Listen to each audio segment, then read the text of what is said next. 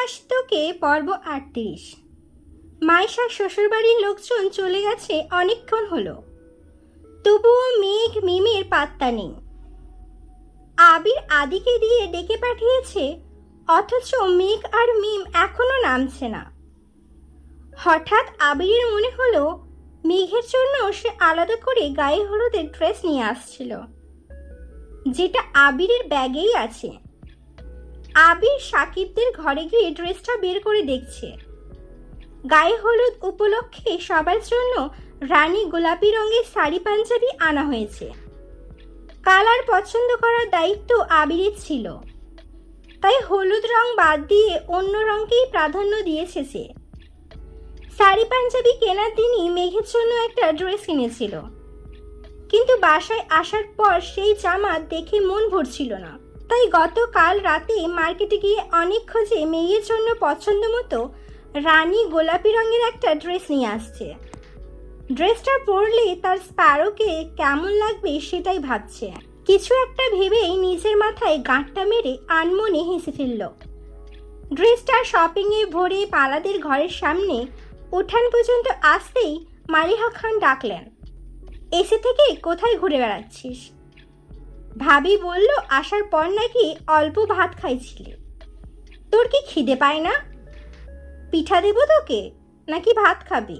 এখন কিছু খাবো না আম্মু, বিকালে পিঠা খাইছি, ক্ষুধা লাগলে খাবো, তুমি টেনশন করো না। আবির মায়ের সাথে কথা বলে যেই না ঘরে ঢুকতে যাবে, তখনই সামনে মালা হাজির হলো। আবিরের কণ্ঠ শুনেই নিজের রুম থেকে বেরিয়ে এসেছে। মালা উত্তেজিত কণ্ঠে শুধালো, ভাইয়া তোমার কি কিছু লাগবে? আমায় বলো, আমি এখনই দিচ্ছি। আবিরের হাতে শপিং ব্যাগ দেখে পুনরায় প্রশ্ন করল, শপিং ব্যাগে কি? আবির রাগান্বিত কণ্ঠে উত্তর দিল, সে যাই থাকুক, তোর ভাবতে হবে না, আর আমার কিছু লাগলে আমি নিজেই নিতে পারবো, তুই নিজের চরকায় তেল দে। আবিরের রাগান্বিত কণ্ঠ শুনে মালা মাথা নিচু করে মনে মনে বলল, আমারই তো ভাবতে হবে, আমি যে তোমাকে ভালো। আবির ধমক দিল, রাস্তা থেকে সরে দাঁড়া। মালা তড়িঘড়ি করে সরে দাঁড়ালো। আবিরকে যেতে দেখে মালাও নিজের রুমে সাজতে চলে গেছে। আবির বারান্দা পেরিয়ে দোতলায় যাওয়ার জন্য কয়েক সিঁড়ি উঠতেই আচমকা আলতারাঙ্গা একটা পা চোখে পড়ল। পায়ের মালিক দোতলা থেকে নামছিল। সিঁড়িতে এক পা রেখেই যেন থমকে দাঁড়িয়েছে। আবির স্বাভাবিকভাবে চোখ তুলে তাকাতে আশ্চর্য বনে গেল। চোখ পড়ে এক মায়াবিনীর দিকে। সহসা মুগ্ধ আঁখিতে তাকায়। সেই মায়াবিনী যেন মায়ার জাল বিছিয়ে রেখেছে। আবিরের মতো হাজারো সুপুরুষ যুবক তার এই রূপে ঝলসে যাবে। বাঙালি স্টাইলে রানী গোলাপি রঙের শাড়ি পরিহিতা মায়াবিনীর কোমর ছাড়ানো চুলগুলো অতিশয় ধীর গতিতে উঠছে। মুখে হালকা মেকআপ, চোখে আইলাইনারের সঙ্গে গাঢ় করে কাজলও লাগানো, ঠোঁটে লাল টকটকে লিপস্টিক, গলায় হালকা গহনা, তার সাথে কোমরের বিছা। আবির কিংকর্তব্য বিমূল বিস্ময় চোখে মায়াবিনীকে আপাতমস্তক দেখল। বাকরুদ্ধ দৃষ্টিতে চেয়ে আছে সেই আঁখি জোড়ায়। মায়াবিনীর দিকে তাকিয়ে ওপরের সিঁড়িতে পা রাখতে গিয়ে হোঁচট খেয়ে পড়তে নিলে সঙ্গে সঙ্গে হ্যান্ডেল ধরে কোনো রকমে নিজেকে সামলালো। আবিরকে হোঁচট খেতে দেখে মায়াবিনী কয়েক সিঁড়ি নেমে আতঙ্কিত কণ্ঠে শুধালো, কি হয়েছে আপনার? মায়াবিনীকে কাছে আসতে দেখে আবির তৎক্ষণাৎ 2 থেকে 3টি সিঁড়ি নিচে নেমে নেশাক্ত কণ্ঠে বিড়বিড় করে কি যেন বলল। মায়াবিনী শুধু শেষে বলা উফটাই বুঝতে পেরেছে। মায়াবিনী চিন্তা সুরে শুধালো, আপনি ঠিক আছেন তো? আবির উত্তরটা না দিয়ে উল্টো প্রশ্ন ছুড়ে দিল, তুই কি ঠিক থাকতে দিচ্ছিস? আবিরের প্রশ্ন শুনে মায়াবিনী অপলক দৃষ্টিতে তাকালো। চোখে মুখে উজ্জ্বলতা ফুটে উঠেছে। উত্তেজিত কণ্ঠে পুনরায় প্রশ্ন করল, শাড়িতে কেমন লাগছে আমায়? আবির পুনরায় তাকালো। ক্লান্তিহীন অমত্ত চেয়ে রইল কিছুটা সময়। মেঘ তীর্যক চোখে চেয়ে আছে, মুখে তার মিষ্টি হাসি। আবিরের ঘোর যেন কিছুতেই কাটছে না, দৃষ্টি তার সরছেই না। মনে হচ্ছে মায়াবিনীকে দেখার ব্যাকুলতা এই জন্মে আর শেষ হবে না। মৃত্যু ব্যতীত মায়াবিনীর মায়ার জাল থেকে বের হতে পারবে না সে। মেঘ পুনরায় প্রশ্ন করল, কেমন লাগছে বললেন না? মেঘের কথায় আবিরের মনোযোগে বিঘ্ন ঘটে। আবেশিক কণ্ঠে বলল, মায়াবিনী। আবির ভাইয়ের মুখে মায়াবিনী শব্দ শুনে অষ্টাদশী লজ্জায় আড়ষ্ট হয়ে গেল। ব্লাস দেয়া কপাল আরও বেশি রক্তিম বর্ণ ধারণ করেছে। ডিসেম্বরের তীব্র শীতেও অষ্টাদশীর নাকে ঘাম চিকচিক করছে। প্রিয় মানুষের মুখে নিজের প্রশংসা শুনে অষ্টাদশীর দেহ অন্যরকম শিহরণ জাগছে। এতক্ষণ আবির ভাইয়ের দিকে তাকিয়ে থাকলেও এখন লজ্জায় চোখ তুলে তাকাতে পারছে না। আবির গলা খাঁকারি দিয়ে বলল, হাতটা দেখি। আবির নিজের হাত বাড়ালো। মেঘ ডান হাত একটু এগোতেই আবির মেঘের হাত ধরে এক সিঁড়ি ওপরে উঠে মেঘের ডান হাতের কনিষ্ঠা আঙুল মুখের কাছে নিল। মেঘের কনিষ্ঠা আঙুল ব্যতীত বাকি আঙুলগুলো স্থান পেল আবিরের গালে। আবিরের গালে থাকা খোঁচা খোঁচা দাড়ি স্পর্শ করতেই অষ্টাদশীর বুকের ভেতর উতাল পাতাল ঢেউ শুরু হয়ে গেছে। আবির মেঘের কনিষ্ঠা আঙুলে আস্তে করে কামড় দিল। অমনি অষ্টাদশী কেঁপে উঠল। মেঘের অস্বস্তি বুঝতে পেরে আবির হাত ছেড়ে কিছুটা দূরে দাঁড়ালো। আবির স্বভাবসুলভ ভারী কণ্ঠে বলল, আমায় সুন্দর লাগছিল বলে তুই একদিন নজর কাটিয়েছিলি, আজ আমি কাটালাম। মেঘ নিস্তব্ধ নিরেট দৃষ্টিতে তাকিয়ে আছে। আবির নিজেকে সামলে গম্ভীর কণ্ঠে বলল, মানুষ মারার প্ল্যানটা কার? মানে? তুই তো কোনোদিন শাড়ি পরিসনি, আজ হঠাৎ শাড়ি পরার কারণ কি? মেঘ আমতা আমতা করে বলল, মাইশা আপু জোর করলো শাড়ি পরার জন্য। আপু আর আপুর বান্ধবী মিলেই আমায় সাজিয়ে দিয়েছে, তাই তো বলি। কি? কিছু না, পরেছিস ভালো কথা, কিন্তু তোর জন্য শাড়ি আনা হয়নি। এই যে তোর ড্রেস, শাড়িটা পাল্টে ড্রেসটা পরে নিচে আসবি। মেঘ শপিং ব্যাগটা হাতে নিয়ে একটু দেখল, তারপর মন খারাপ করে বলল, আনা হয়নি মানে শাড়িটা তো মাইশা আপুই আমায় দিয়েছে। ওখানে তো অনেক শাড়ি ছিল, এত বেশি বুঝিস কেন? শাড়ি বেশি থাকলেই কি পরতে হবে? একটু থেমে পুনরায় বলল, তুই এভাবে স্টেজে গেলে মাইশা আপুর বদলে সবাই তোকেই হলুদ লাগাতে আসবে। তার থেকেও বড় বিষয়, বিয়ে বাড়িতে এত এত মানুষ, কত বাজে মেন্টালিটির ছেলে আছে। কখন কোন ছেলে কি বলে ফেলবে, তখন তো গাল ফেলাইয়া কান্না শুরু করে দিবি। আমি তানভীর না যে সর্বক্ষণ তোকে চোখে চোখে রাখবো। কোনো সমস্যা হলে ঠান্ডা মাথায় সমাধান করব। বাই এনি চান্স কোনো ছেলে উল্টাপাল্টা কিছু বললে তখন আমার হাত উঠে যাবে। আমি বিয়ে খেতে আসছি, মারপিট করতে নয়। তুই কি চাস তোর জন্য আমি বিয়ে বাড়িতেও মারপিট করি? মেঘ ডানে বামে মাথা নেড়ে উচ্চস্বরে বলল, না। আবির মোলায়েম কণ্ঠে বলল, যদি বাড়িতে কোনো রকম ঝামেলা না চাস তাহলে এখন মেকআপ তুলে ড্রেসটা পরে সিম্পলি নিচে আসবি। আর যদি মনে হয় সবাই শাড়ি পরছে তাই তোকেও শাড়িই পরতে হবে, তাহলে এভাবেই যেতে পারিস। Choice is yours.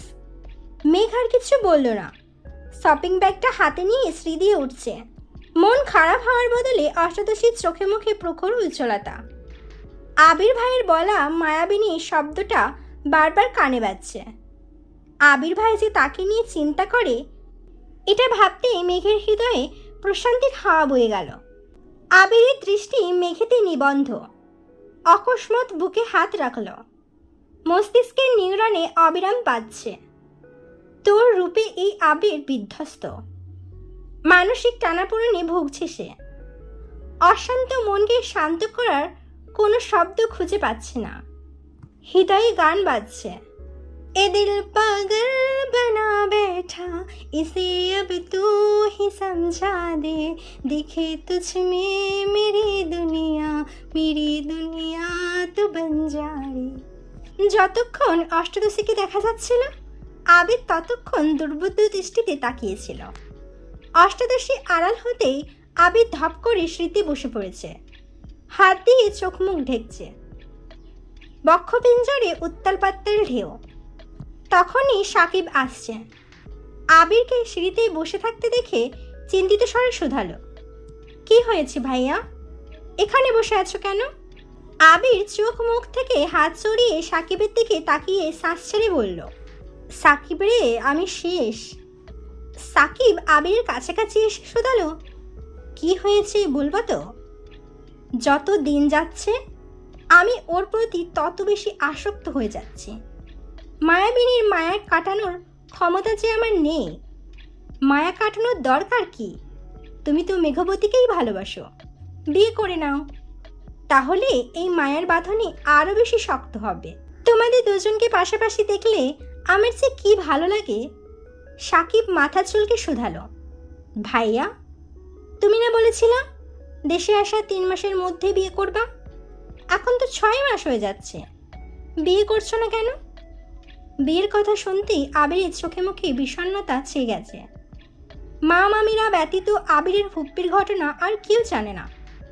আবিরও নিজে থেকে সাকিবকে কিছু বলেনি। আবির সেই থেকে উঠে যেতে যেতে বলল, পরিস্থিতি বলতে একটা শব্দ আছে, জানিস তো? আমি এখন পরিস্থিতির অধস্তনে বন্দী। পরিস্থিতি যেদিকে নিয়ে যাবে আমি সেদিকে যেতে বাধ্য। সাকিব কিছুই বুঝল না। আবিরকে প্রশ্ন করার আগেই আবির সেই জায়গা ত্যাগ করল। আশেপাশে না তাকিয়ে সোজা সাকিবের রুমে চলে গেল। রুমে ঢুকেই বিছানায় চোখ বন্ধ করে শুয়ে পড়ল। বক্ষে তার তীব্র কম্পন। পৃথিবীর সবার চোখে অদম্য গৌরগম্ভীর আর শক্তপোক্ত ব্যক্তিটা আজ এক মায়াবিনীর রূপে বিধ্বস্ত হয়ে গেছে। এত বছর বুকের ভেতর চেপে রাখা অনুভূতিরা যেন খাঁচা ছেড়ে বেরিয়ে আসতে চাইছে। অষ্টাদশী কি করে বুঝবে তাকে এই রূপে দেখে আবিরের হৃদয়ে কত তোলপাড় চলছে? 20 মিনিট কেটে গেল। আবিরের এক হাত মাথার নিচে, অপর হাত বুকের পা পাশে। আচমকা চোখ মেলে তাকায়, ঠোঁটের কোণে দুষ্টু হাসি। বিছানার পাশে রাখা ফোনটা হাতে নিল। গ্যালারিতে ঢুকেই প্রথম ছবিটাতে চাপ দিল। অমনি মেঘের শাড়ি পরা একটা ছবি ভেসে উঠেছে। মেঘের চোখ ফাঁকি দিয়ে কিছুক্ষণ আগে 2টা ছবি তুলেছিল আবির। সেখান থেকেই একটা ছবি সুদীর্ঘ মনোযোগ দিয়ে দেখছে। কাজল কালো চোখ, লজ্জায় লালিত মুখমণ্ডল, ওষ্ঠদ্বয়ে মায়াবী হাসি আবিরের অশান্ত মন জানান দিচ্ছে। মায়াবিনীর মায়াজালে আবিরের মৃত্যু নিশ্চিত। আবির ফেসবুকে ঢুকে নিজের টাইমলাইনে একটা পোস্ট করে, মনের বিরুদ্ধে নিজেকে নিয়ন্ত্রণ করার চেয়ে যুদ্ধে শহীদ হওয়া বোধ হয় অধিকতর শান্তিপূর্ণ। নিচে ছোট করে লিখেছে, বেস্ট সারপ্রাইজ এভার। আবির পুনরায় মেঘের শাড়ি পরার ছবিটা বের করেছে। এক দৃষ্টিতে তাকিয়ে আছে সে। অকস্মাৎ ফোনে যান্ত্রিক আওয়াজ বেজে উঠল। তানভীর কল করেছে। আবির রিসিভ করতেই ওপাশ থেকে উদ্বিগ্ন কণ্ঠ ভেসে এলো, ভাইয়া তুমি ঠিক আছো? বনু ঠিক আছে তো? আবির মৃদু হেসে উত্তর দিল, তোর বোন বোধহয় সিদ্ধান্ত নিয়েই নিচ্ছে আমায় না মেরে থামবে না। কেন, কি হয়েছে? বনু কি কিছু করেছে? রাগে বকা দাওনি তো আবার? তোর বোন এমন রূপে আমার সামনে আসছে, ধমক দেওয়া বহু দূর। আমি তো, তুমি তো কি? বনু কেমন রূপে আসছে? তুই না আমার সম্বন্ধী হোস? ছোট বোনের প্রেমালাপ শুনতে চাস? লজ্জা লাগে না তোর? আচ্ছা সরি, তোমরা ঠিকঠাক থাকলেই হলো। তোমাদের দুজনকে একসাথে পাঠিয়ে এখন টেনশনে আমার হাত পা ঠান্ডা হয়ে যাচ্ছে। তোমার স্ট্যাটাস দেখে আরও বেশি ভয় লাগছিল, তাই তাড়াতাড়ি কল দিলাম। কিছুক্ষণ আগে মাইসা আপু কল দিয়েছিল আমায়, যায়নি বলে রাগারাগি করছে। আমি বলছি সকাল সকাল চলে আসবো। আচ্ছা সাবধানে থাকিস, আর আসার সময় আমার বাইকটা নিয়ে আসিস। আচ্ছা রাখছি। ভাইয়া শোনো। হ্যাঁ বল। বনুর সাথে রাগ দেখিও না প্লিজ। এখন রাগ দেখানোর অবস্থায় আমি নেই। তোর বোনকে নিয়ে পালাইয়া না যাই এই টেনশনে আছি। রাখছি। আবির কল কেটে ওয়াশরুম থেকে হাত মুখ ধুয়ে আসছে। তানভীর আহাম্মকের মতো বসে আছে। বনু কি করছে? ভাইয়ের কি হয়েছে? কি বলল সব যেন এলোমেলো হয়ে যাচ্ছে। আবির ভাই পরিবারের জন্য এত দৃঢ় সংকল্প নিয়ে হুট করে পালিয়ে যাওয়ার কথাই বা কেন বলছে? ভাইকে কল দিলেও লাভ নাই। মাঝে মাঝে তানভীর ভাবে ভাইয়ার সম্বন্ধী না হয়ে সালা হলেই ভালো হতো। মজার হলেও অন্ততপক্ষে ভাই কিছু বলতো, যাতে ভাইয়ের মনোভাব বুঝতে পারত সে। আবির কিছুক্ষণের মধ্যে রেডি হয়ে বের হয়েছে। রানী গোলাপি রঙের পাঞ্জাবি পরায় আজ আবিরকে অন্যরকম সুন্দর লাগছে। সাদা, কালো আর ধূসর রঙের ভিড়ে উজ্জ্বল বর্ণটা আবিরকে বেশ মানিয়েছে। প্যান্ডেলে ঢুকতে গিয়ে আশেপাশে তাকিয়ে দেখলো মেঘ কোথাও নেই। মিম, দিশা আরও কয়েকজন মিলে গল্প করছে। আবির মিমকে ডেকে জিজ্ঞেস করলো, মেঘ কোথায়? মিমও আশেপাশে তাকাচ্ছে, ধীর কণ্ঠে বলল, আপুকে তো দেখছিলাম নিচে আসছিল, এখন তো দেখছি না। রুমে গিয়ে দেখে আসবো ভাইয়া। তোর যেতে হবে না। আবির দুপা এগোতেই সাকিব ছুটে আসছে। আতঙ্কিত কণ্ঠে বলল, ভাইয়া এতক্ষণে আসছো তুমি? তোমার মেঘবতী তো সেজে গুজে নিচে আসছিল। ওই নিয়ে মালা আর ওর বান্ধবী কথা বলছিল। কি কথা বলছে তো শুনি নাই, কিন্তু দেখলাম মেঘবতী মুখ গোমরা করে উপরে চলে যাচ্ছে। তখন আব্বু ও চাচু আমায় ডেকে নিয়ে গেছে।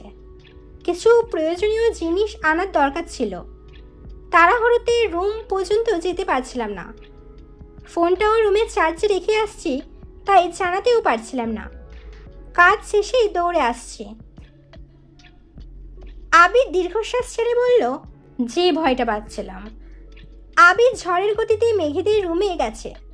রুমে কেউ নেই। বিছানার উপর শাড়ি, কসমেটিক্স এলোমেলো পড়ে আছে। আবির আশেপাশে 2-3টা রুম চেক করলো, কোথাও কেউ নেই।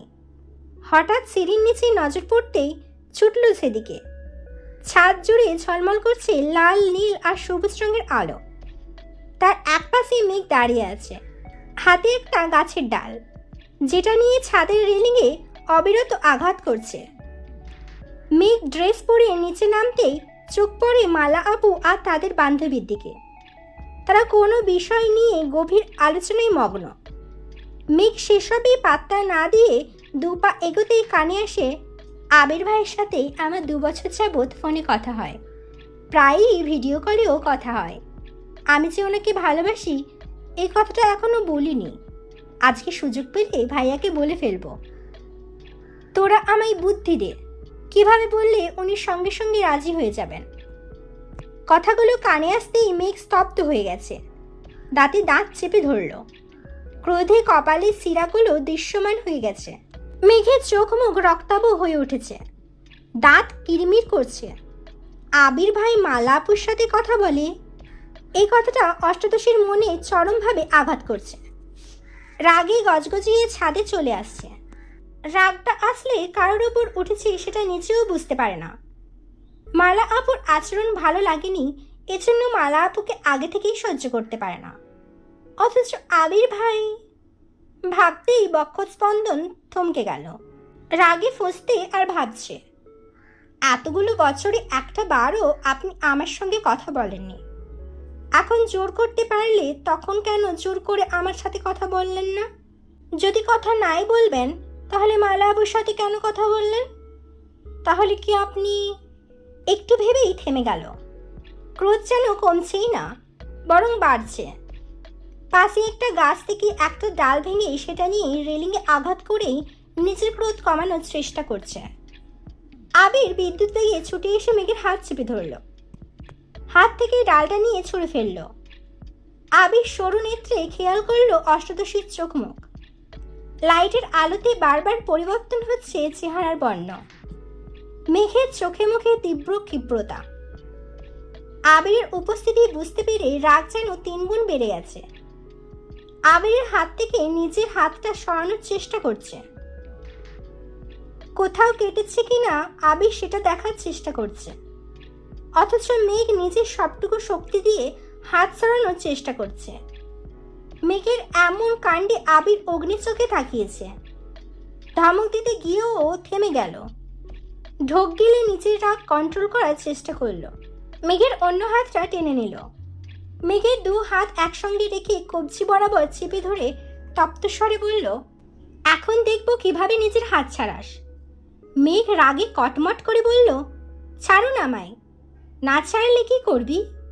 রাগে কটমট করছে মেঘ। প্রশ্ন করল, কোন অধিকারে আমায় ছুঁয়েছেন? মেঘ রাগে হিতাহিত জ্ঞানশূন্য হয়ে কথাটা বলল। আবির নিরেট কণ্ঠে উত্তর দিল, আমায় অধিকার বোধ শেখাতে আসিস না। তোকে ছোঁয়ার জন্য যদি অধিকার নামায় স্বাক্ষর করতে হয়, আমি সেই অধিকার নামায় স্বাক্ষর করে হলেও তোকে ছুঁব। রাগের মাথায় আবিরের কথাগুলো মেঘ শুনল কি না কে জানে। অতিরিক্ত ক্রোধে মেঘের মাথা ঘুরছে, তবুও শান্ত হওয়ার নাম নেই। মেঘ রাগান্বিত কণ্ঠে পুনরায় চেঁচিয়ে উঠল, আমি ছাড়ুন বলছি। ছাড়ার জন্য তো ধরিনি, ছাড়িয়ে নিতে পারলে নে। মেঘ রাগে ফুঁসতে ফুঁসতে বলল, আমি কিন্তু চিৎকার করব। আবির এবার সশব্দে হাসল। মেঘ আশ্চর্য নয়নে তাকিয়ে বলল, হাসছেন কেন? আমি কিন্তু সত্যি সত্যি চিৎকার করব। আবির তপ্ত স্বরে প্রশ্ন করল, তুই যে অগাচন্টি সেটা কি জানিস? মানে? এই যে চিৎকার করবি বললি, চিৎকার তুই করতেই পারিস, কিন্তু সবাই আসলে বলবিটা কি শুনি? আমি তোর হাত ধরেছি এটাই নালিশ করবে? তোর কি মনে হয় তোর এই নালিশের ভয়ে আমি তোর হাত ছেড়ে দেব? জীবনেও না। বরং তুই নালিশ করলে আমার সুবিধাই হবে। দে চিৎকার। আবিরের কথাগুলো শুনে মেঘ হঠাৎই আবিরের দিকে কেমন করে তাকালো। এতক্ষণ নিজের ওপর নিয়ন্ত্রণ ছিল না। আবিরের ঠোঁটের কোণে এক চিলতে হাসির ছলক দেখে অষ্টাদশীর রাগ কিছুটা কমে এসেছে, তবে এখনো পুরোপুরি শান্ত হতে পারেনি। আবিরের মুখের পানে দুর্ভদ্র দৃষ্টিতে তাকিয়ে আছে।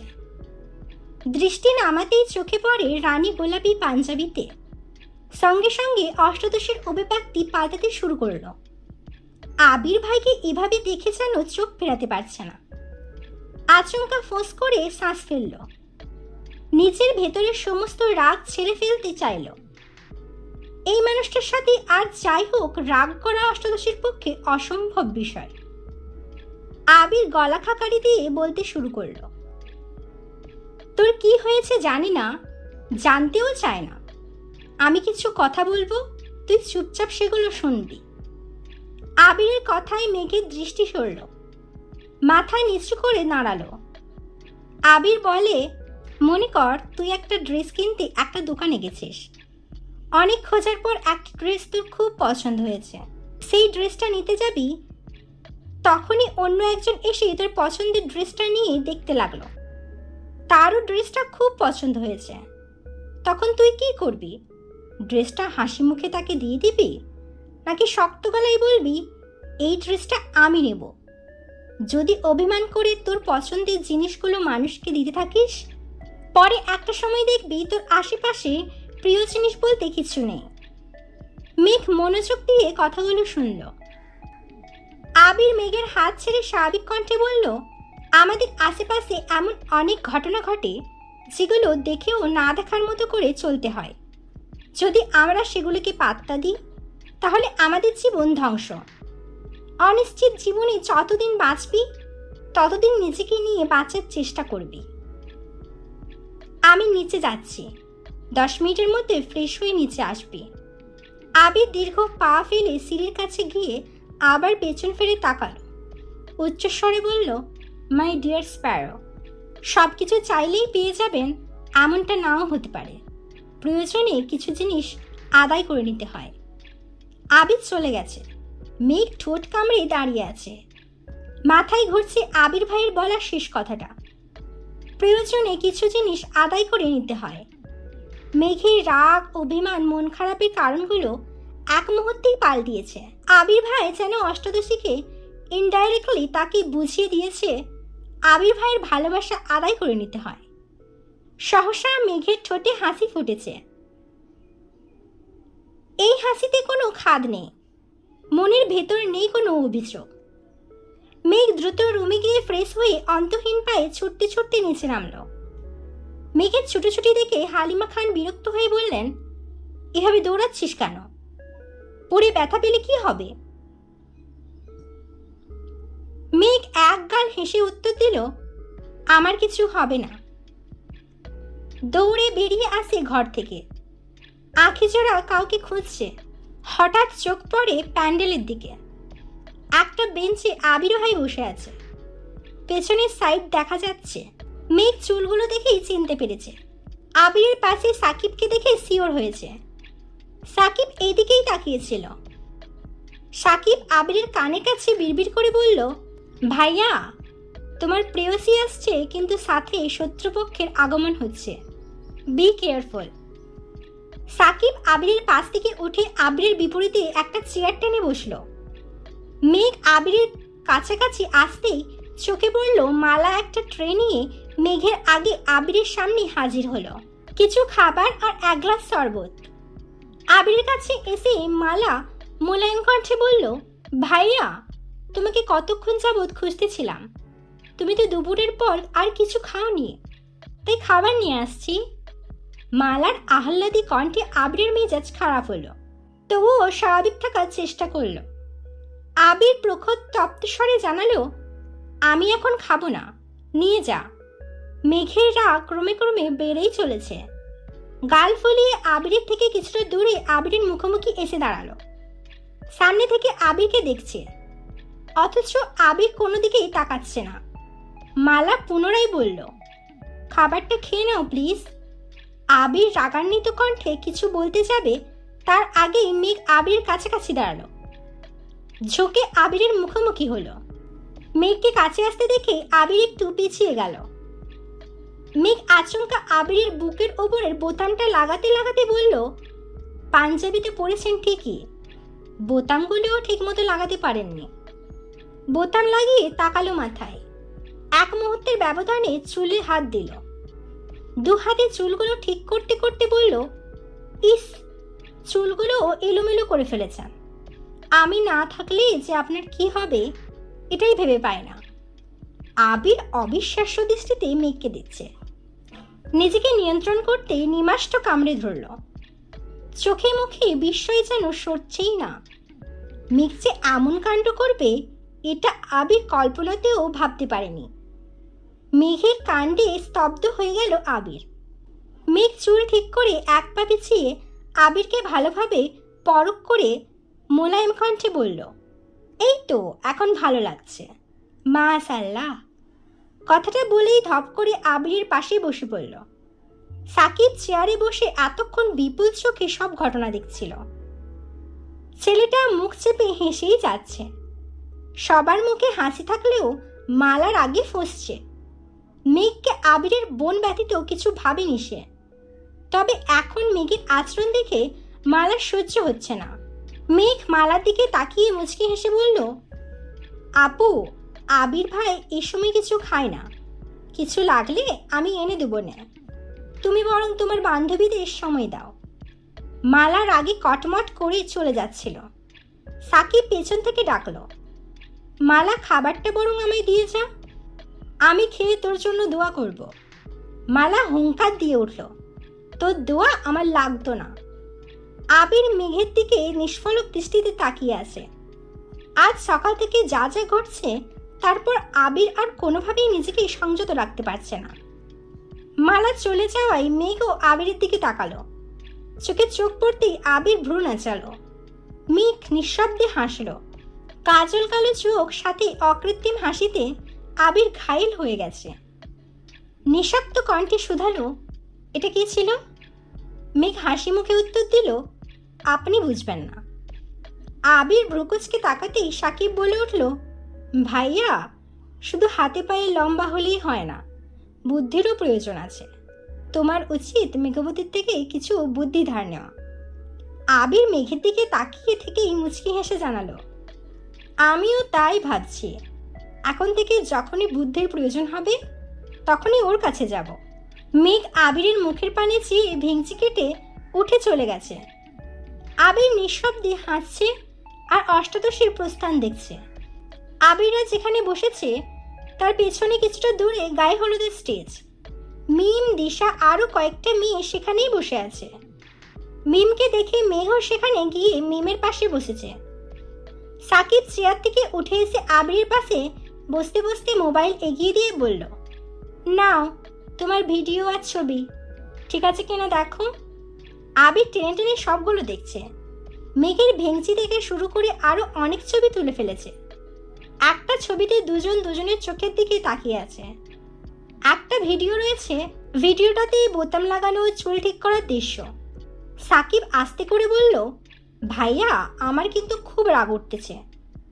আবির ফোনটা পকেটে রেখে বলল, কেন? আবির ঘাড় ঘুরিয়ে তাকাতেই দেখল মেঘ সবার সঙ্গে কথা বলছে আর হাসছে। সাকিবের কাঁধে মাথা রেখে আবির মেঘকে দেখছে। সাকিব ঠান্ডা কণ্ঠে বলল, তোমাদের লুকোচুরি প্রেম আর কতদিন চলবে জানি না। এই যে কিছু বলতে পারো না, তোমার খারাপ লাগে না? খারাপ তো লাগে, ওর জন্য কত নির্ঘুম রাত কাটে আমার। ও যদি জানতো নির্ঘুম রাত কাটিয়ে সকালবেলা ওর মায়াবী আঁখি জোড়া দেখলে মনে হয় আরও শত শত রাত নির্ঘুম কাটাতে পারবো। সাকিব মজা করে বলল, আহারে ভালোবাসা। এই ছিল আমৃত্যু ভালোবাসি তোকে পর্ব 38। আমৃত্যু ভালোবাসির পর্বগুলো যদি আপনার আমার কণ্ঠে শুনতে ভালো লাগে অবশ্যই আমার চ্যানেলটিকে সাবস্ক্রাইব করবেন এবং আমাকে সাপোর্ট করবেন, লাইক করবেন, কমেন্ট করে বলবেন আমার বলা পর্বগুলো আপনার কেমন লাগলো। সুস্থ থাকবেন, ভালো থাকবেন, নিজের খেয়াল রাখবেন। আল্লাহ হাফিজ। আমৃত্যু ভালোবাসি তোকে পর্ব 38 শেষ অংশ। আবিরের ঘোর যেন কোনো মতেই কাটছে না।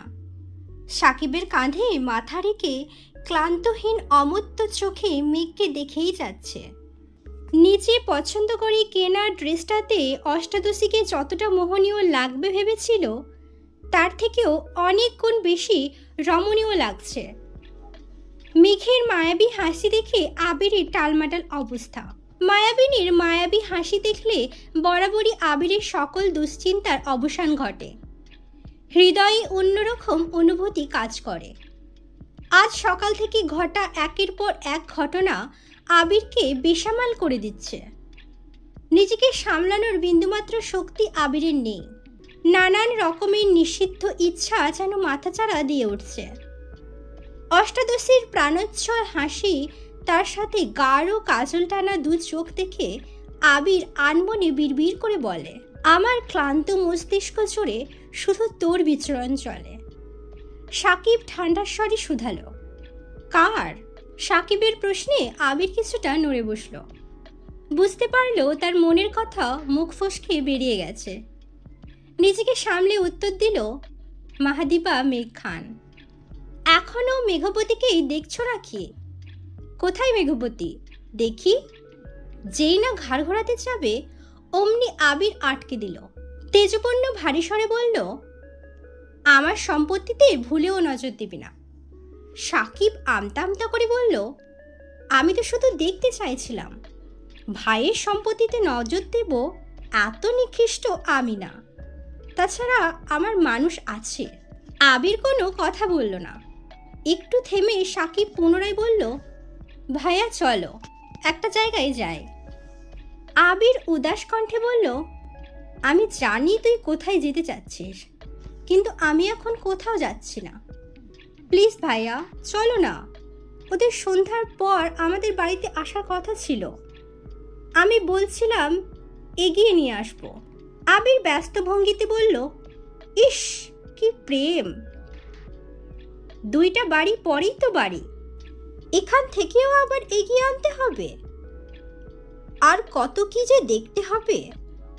সাকিব এক কাল হেসে প্রশ্ন করল, এই কথা তুমি বলছো ভাইয়া? 24 ঘন্টা যা চোখের সামনে মেঘবতী ঘুরঘুর করে, মেঘবতীর কণ্ঠ না শুনলে রাতে যার ঘুম হয় না, সেই সাজ্জাদুল খান আবির এই কথা বলছে। আবির গম্ভীর কণ্ঠে বলল, চুপ থাকবি তুই? আর একটা প্রশ্ন, বাসায় তো সারাদিন মেঘবতীকে দেখোই, তারপর এত বিভোর হয়ে আছো কেন বলবা? আবির রাজভারী কণ্ঠে জবাব দিল, বাসায় তো এভাবে দেখার সুযোগ পায় না। একবারের বেশি দুবার তাকাতে গেলেই চোখে চোখ পড়ে যায়। না চাইতেও বাধ্য হয়ে আমারই দৃষ্টি সরিয়ে নিতে হয়। আজ এতদিন পর ওকে দেখার সুযোগ পেয়েছে। দয়া করে তোর মুখটা বন্ধ রাখ। ওদের কি আনতে যাব না? আবির গম্ভীর কণ্ঠে জানালো। কল বা মেসেজ দিয়ে বল চলে আসতে। আমি এখন কোথাও যাব না, আর তুইও যেতে পারবি না। প্রোগ্রাম শেষে এগিয়ে দিয়ে আসিস, এখন ডিস্টার্ব করিস না। সাকিব পকেট থেকে ফোন বের করে মেসেজ করছিল। সাকিবের কাঁধে আবিরের মাথা, অক্ষিযুগল নিবন্ধ মেঘের চোখে মুখে। প্রেয়সীর মুগ্ধতার ডুবে আছে সে, পল্লব ফেলছে না একটি বারও। ইহজগতের আর কোনো কিছুতেই মনোযোগ নেই তার। আচমকা কেউ একজন আবিরের কান চেপে ধরায় আঁতকে ওঠে। অগাধ মনোযোগে ছেদ পড়ল। আকস্মিক ঘটনায় আবির কিছুটা ভরকে গেল। হকচকিয়ে সোজা হয়ে বসে সঙ্গে সঙ্গে তাকায় সেদিকে। মাইশা শক্ত হাতে আবিরের কান চেপে ধরে আছে, চোখে মুখে পরিষ্কার রুষ্টতা। আবির বিস্ময় চোখে তাকায়, ভ্রুকুচকে নরম স্বরে বলল, উফ আপু লাগছে। মাইশা রাগী স্বরে জবাব দেয়, লাগুক, তোরে কতক্ষণ পিটাইলে মনে শান্তি পাইতাম। আবির নিরুদ্বেগ কণ্ঠে বলল, আমি আবার কি করলাম? ফাজিল ছেলে, আবার কথা বলিস। প্লিজ আপু কান ছাড়ো, ব্যথা পাচ্ছি। মাইশা কান ছেড়ে আবিরের পিঠে ঠাস ঠাস করে 2-3টে থাপ্পড় বসিয়ে দিয়েছে। আবির কপাল গুটিয়ে কোমল কণ্ঠে আর্তনাদ করে, আপু। সাকিব চিন্তিত স্বরে শোধালো, হয়েছেটা কি আপু? ভাইয়াকে মারছো কেন? মাইশা রাগান্বিত কণ্ঠে বলা শুরু করে, মারবো না তো কি করব? আমি নিজে না সেজে কতটা সময় নিয়ে মেয়েকে সাজিয়েছি, সাথে শাড়ি পরিয়ে দিয়েছে। মুন্নি আর আমি মিলে মেকআপ করে দিয়েছি, আলতাটা পর্যন্ত আমি দিয়ে দিয়েছি। বারবার মেয়েটাকে বলছি তুমি বসে থাকো, আমি রেডি হলে একসাথে নিচে আসবো। ছটফটে মেয়ে একটুও বসলো না, রুম থেকে ছুটে চলে আসছে। আমি রেডি হয়ে আসতে পারলাম না। মেঘের পরনে না আছে শাড়ি আর না আছে কোনো সাজগোজ। আমি শিওর এটা এই ফাজিলের কাজ। বলতে বলতে আবিরের পিঠে আরেকটা থাপ্পড় বসিয়ে দিয়েছে। সাকিব মাইশার কথা শুনেই বসা থেকে উঠে গেছে। আবিরের মুখোমুখি হয়ে শুধায়, ও আচ্ছা, এই কারণেই তাহলে তোমার টালমাটাল অবস্থা। মাইশা পুনরায় চেঁচিয়ে ওঠে, কি রে কথা বলছিস না কেন? আবির অন্যদিকে তাকিয়ে উত্তর দিল, আমি কি বলবো? মেঘ শাড়ি পাল্টানো কেন? জানি না। আবির একদম ফাজলামো করবি না, আমি ড্যাম শিওর এটা তোর কাজ। সাকিব পাশ থেকে বলে উঠল, এতক্ষণে বুঝলাম ভাইয়ার মাথা নষ্টের কারণ মেঘবতীর শাড়ি। থাক আপু, তুমি মন খারাপ করো না। ভাইয়া মেঘবতীর প্রতি একটু বেশি সিরিয়াস তো, তাই হয়তো শাড়ি পাল্টাতে বলছে। মাইশা ভ্রুকুচকে শুধালো, তুইও জানিস? আবির তাহলে সত্যি সত্যি মেয়েকে পছন্দ করে? সাকিব উত্তেজিত কণ্ঠে জানালো, পছন্দ না গো আপু, মেঘবতীর প্রেমে আবির দেওয়ানা বলো। মানুষ তো প্রেমে হাবুডুবু খায়, ভাইয়া পুরোপুরি ডুবে আছে। কবে যে নিঃশ্বাস আটকে মরে যায় আল্লাহ জানে। আবির সাকিবের দিকে চোখ রাঙিয়ে তাকিয়ে আছে। সাকিবের সেদিকে হুঁশ নেই। আবির ধমক দিতে যাবে তার আগেই মাইশা শীতল কণ্ঠে বলে ওঠে, ছি আবির, তোর থেকে অন্তত এটা আশা করিনি। ছোটবেলা থেকে তুই বলতি আমি নাকি তোর সবচেয়ে ভালো বোন। ভালো বোন হওয়ার এই প্রতিদান দিলে, একটা বার বলতে তো পারতি। আবির কৈফিয়তের স্বরে জবাব দিল, কি করে বলবো? তোমার সাথে তো নীরবে কথা বলতে পারি না। ফোনে কথা বললে মামা মামি মালা দিশা কেউ না কেউ থাকেই সব সময়, বলবো কিভাবে? মায়েশা শেষে পাত্তা না দিয়ে বলে, তুই আমার প্ল্যানে পানি ঢালছিস, এখন আমি তোর প্রেমে আগুন লাগাবো। ওয়েট বাবু। মায়েশা রাগে গজগজ করে। 2-3 কদম এগোতেই আবির ছুটে গিয়ে মায়েশার পথ আটকে দ্বিগুণ ভারী কণ্ঠে প্রশ্ন করে, কি করবা? তানভীরকে কল দিয়ে বলবো তুই যে গোপনে হের বোনের পিছে ঘুরছিস। আবির মায়েশার সামনে থেকে সরে এক পাশ হয়ে দাঁড়িয়ে উত্তর দিল, ও। মায়েশা ভ্রুকুচকে আবিরের মুখের পানে তাকায়। আবিরের ঠোঁটের কোণে হাসি দেখে মায়েশার চরম রাগ উঠে গেছে। সাকিবের দিকে তাকাতেই সাকিব হেসে ফেলল। সাকিবকে হাসতে দেখে মায়েশা রাগে প্রশ্ন করল, হাসছিস কেন? হাসছি কারণ তুমি যাকে বিচার দিতে যাচ্ছ সে অলরেডি সব কিছু জানে। এখন না, আরও 7-8 বছর আগে থেকেই জানে। কি? আবির কি এত বছর যাবৎ মেঘকে ভালোবাসে? হ্যাঁ, মায়েশা আবিরকে শুধালো। মেঘ জানে? না। বলিস না কেন? সময় হলে বলবো। তুই সময়ের অপেক্ষা কর, আমি এখনই বলে দেব। আবির আতঙ্কিত হয়ে বলে, আপু প্লিজ, ওরে এখন কিছু বলো না। আমি বলবই। সরি আপু, প্লিজ ওরে কিছু বলো না। সরি বললেই কি সব কিছু সমাধান হয়ে যায়? এত কষ্ট করে সাজিয়ে দেখতেই পারলাম না, আর একটা ছবিও তুলতে পারলাম না। এখন তোরে কি করতে মন চাই বল? আপু শোনো, ভাইয়া যেহেতু ঢাকায় জব করেন, বিয়ের পর তো তুমিও ঢাকাতেই থাকবা। কোনো একদিন মেঘকে শাড়ি পরিয়ে তোমার সাথে দেখা করাবো। দরকার হলে তোমাদের বাসা থেকেও ঘুরে আসবো। তবু শাড়ি পরা নিয়ে আর কিছু বলো না। আব্বুরা কারো কানে কথা গেলে তুলকালাম হয়ে যাবে। প্লিজ। ফুপ্পি জানে না? না। ঠিক আছে, মাফ করতে পারি, তবে একটা শর্তে। কি শর্ত? কান ধর। এখন? হ্যাঁ এখন। কান ধরবি নাকি মেঘকে বলবো? আচ্ছা ধরছি। বলে আবির 2 হাতে আলতোভাবে কানের লতি স্পর্শ করল। মায়েশা মৃদু হেসে শুধালো, মেঘকে প্রথমবার শাড়িতে দেখার অনুভূতি বল। আবিরের জবাব এলো, কান ধরে কেউ অনুভূতি শেয়ার করে? কেউ করে না বলেই তুই করবি। শোনো তবে। শাড়ি পরিহিতা মাহাদিবা খান মেঘকে দেখে সাজ্জাদুল খান আবিরের অন্তরতম অচল পূর্বাভাসবিহীন কালবৈশাখী ঝড়ের কবলে পড়েছে। মাহাদিবার সাহচর্য ব্যতীত আবিরের অশান্ত হৃদয় শান্ত হবে না। মায়েশা আর সাকিব দুজনেই হাঁ করে তাকিয়ে আছে। মায়েশা উচ্চস্বরে হেসে বলল, হায় আল্লাহ, আমার ভাই এখন প্রেমিক পুরুষ হয়ে গেছে। মায়েশার হাসির শব্দে মিমদের নজর পড়ে। আবিরকে দেখে বসা থেকে উঠে দাঁড়াতে দাঁড়াতে বলে, আপু দেখো, ভাইয়া কান ধরে দাঁড়িয়ে আছে। তৎক্ষণাৎ মেঘের নজর পড়ে সেদিকে। আবিরকে এই অবস্থায় দেখে মেঘের মাথায় চক্কর দিয়ে ওঠে। মেঘ মিম ছুটে যায় সেদিকে। মেঘ দূর থেকে উদ্বিগ্ন কণ্ঠে শুধায়, কি হয়েছে? আপনি কান ধরে আছেন কেন? মায়েশা আবিরকে ইশারা দিতেই আবির কান থেকে হাত নামিয়ে বলে, কিছু হয়নি। কিছু হয়নি মানে? মায়েশা মেঘের দিকে তাকিয়ে কোমল কণ্ঠে বলে, আবির ভুল করেছিল তাই আমি শাস্তি দিয়েছি। মিম প্রশ্ন করে, ভাইয়া কি ভুল করছিল? সেটা তোমাদের বলা যাবে না। এই বলে মায়েশা চলে গেছে। মেঘ আবিরের মুখের পানে চেয়ে চিন্তিত স্বরে জিজ্ঞেস করলো, কি করেছেন আপনি? আবির কিছু বলার আগেই সাকিব বলল, ভাইয়া ছোট একটা ভুল করেছিল তাই আপু শাস্তি দিয়েছে, তুমি টেনশন করো না। এই কথা শুনে মেঘ ফিক করে হেসে উঠল। আবির ভ্রুকুচকে প্রশ্ন করল, হাসছিস কেন? মেঘ মুচকি হেসে এপাশ ওপাশ মাথা নাড়ল। মিমের হাত ধরে হাসতে হাসতে চলে যাচ্ছে। আবির কপাল গুটিয়ে প্রেয়সীর গমনপথে চেয়ে আছে। মেঘের চিন্তাব্যিত চেহারার হঠাৎ পরিবর্তনের কারণ আবিরের মাথায় ঢুকছে না। মায়েশাকে স্টেজে বসানো হয়েছে। প্যান্ডেলে আত্মীয়র সমাগম। এর মধ্যে 2টা অল্পবয়স্ক মেয়ে শাড়ি পরে বাড়িতে ঢুকছে।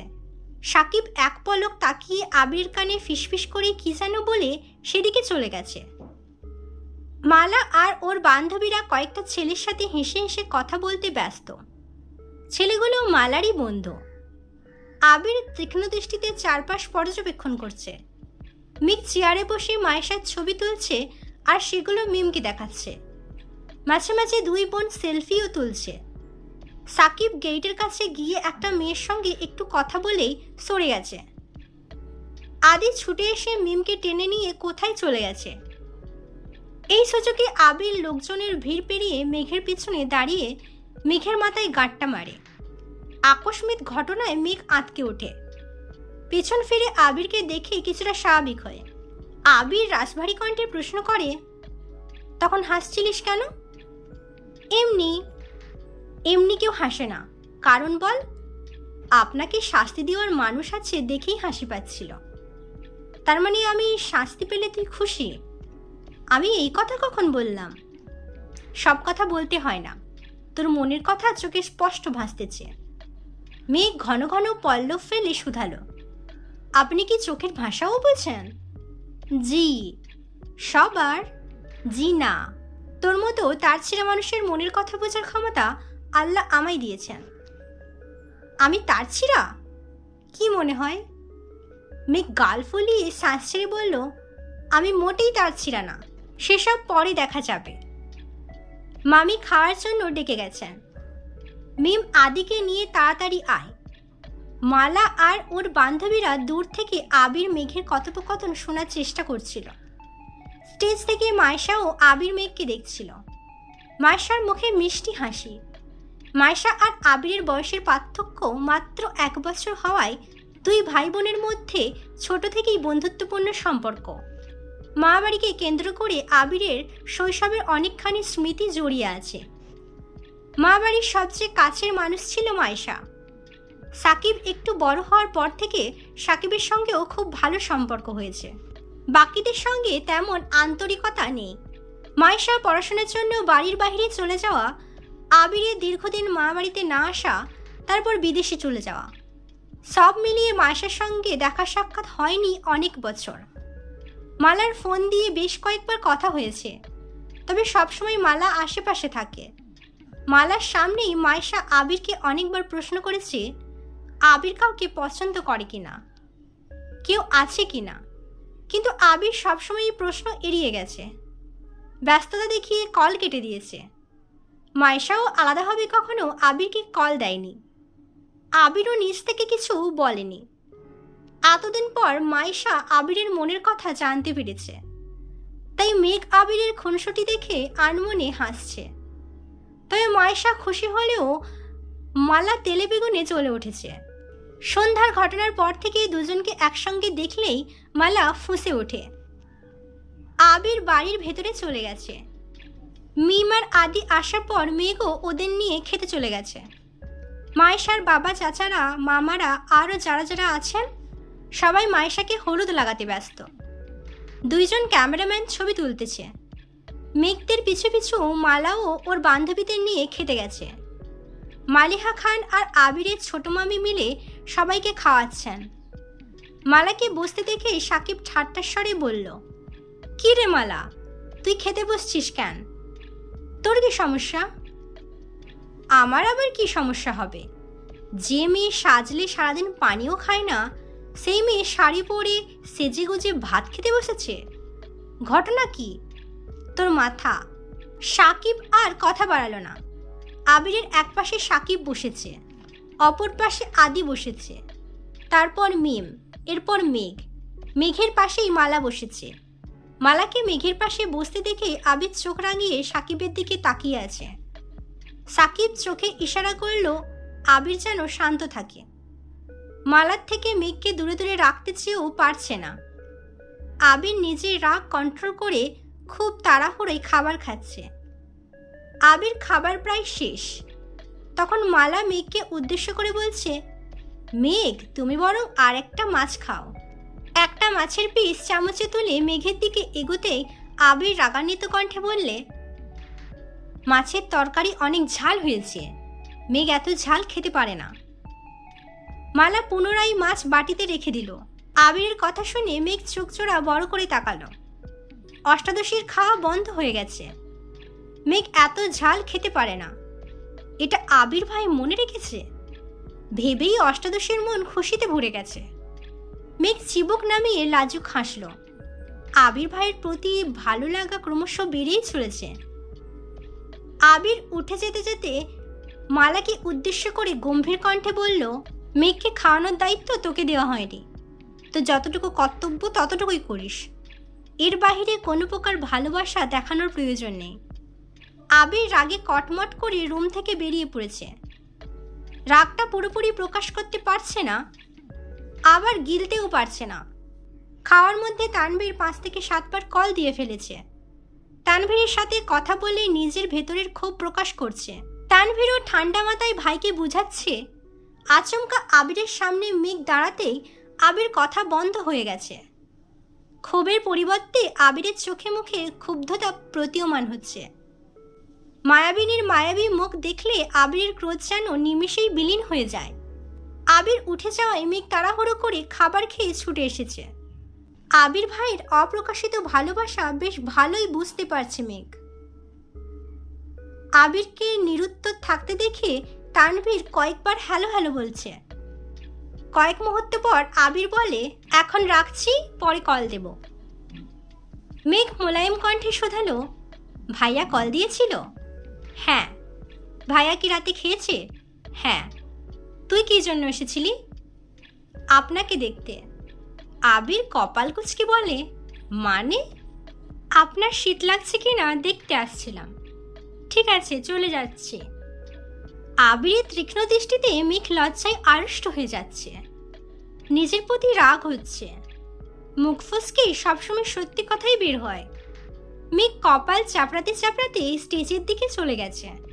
মেঘকে দেখেই মাইশা হাতে ইশারা করলো স্টেজে যাওয়ার জন্য। ঘন্টা 2 আগে হলুদের প্রোগ্রাম চলল। স্টেজের আশেপাশে ছবি তোলার জন্য বেশ কিছু সোফা, তার আশেপাশে ফুল দিয়ে সাজিয়ে রাখা হয়েছে। সেখানেই সকলে দল বেঁধে ছবি তুলছে। সবার হলুদ ছোঁয়ানো শেষে নাচের প্রোগ্রাম শুরু হয়েছে। দিশা, মালা, মালার বান্ধবীরা সবাই গায়ে হলুদের গানে অনেক সুন্দর নেচেছে। ছেলেদের মধ্যেও বেশ কয়েকজন নেচেছে। সবার শেষে 10 জন ছেলে স্টেজে উঠেছে। সবার পরনে রানী গোলাপি পাঞ্জাবি। সবাই এক গানে নাচছে। মেঘ সামনের দিকে চেয়ারে বসে সেই নাচের ভিডিও করছে। কারণ 10 জনের কেন্দ্রবিন্দু হলো আবির। সবাই নিজেদের মতো নাচলেও আবিরকে স্টেজে ওঠানো যায়নি। মাইশা আপু আর সাকিবের জোড়াজুড়িতে আবির শেষমেশ সবার সাথে নাচতে রাজি হয়েছে। টানা 3 ঘন্টা গানে 10 জন একসঙ্গে পারফর্ম করেছে। আবির স্টেজ থেকে নেমে একটা চেয়ারে বসতে বসতে মেঘকে বলল, একটু পানি নিয়ে আসবি প্লিজ। এক্ষুনি আনছি বলে মেঘ হুটোপুটি করে পানি আনতে চলে যায়। পানির গ্লাস নিয়ে আসতে আসতে দেখে মালা আবিরকে পানির বোতল সাথ দিচ্ছে। মেঘ গ্লাস হাতে মাঝপথেই দাঁড়িয়ে পড়েছে। আবির ঘাড় ঘুরিয়ে উচ্চস্বরে বলল, পানি কি দিবি? মালা পুনরায় বলল, এটা ভালো পানি, খাও।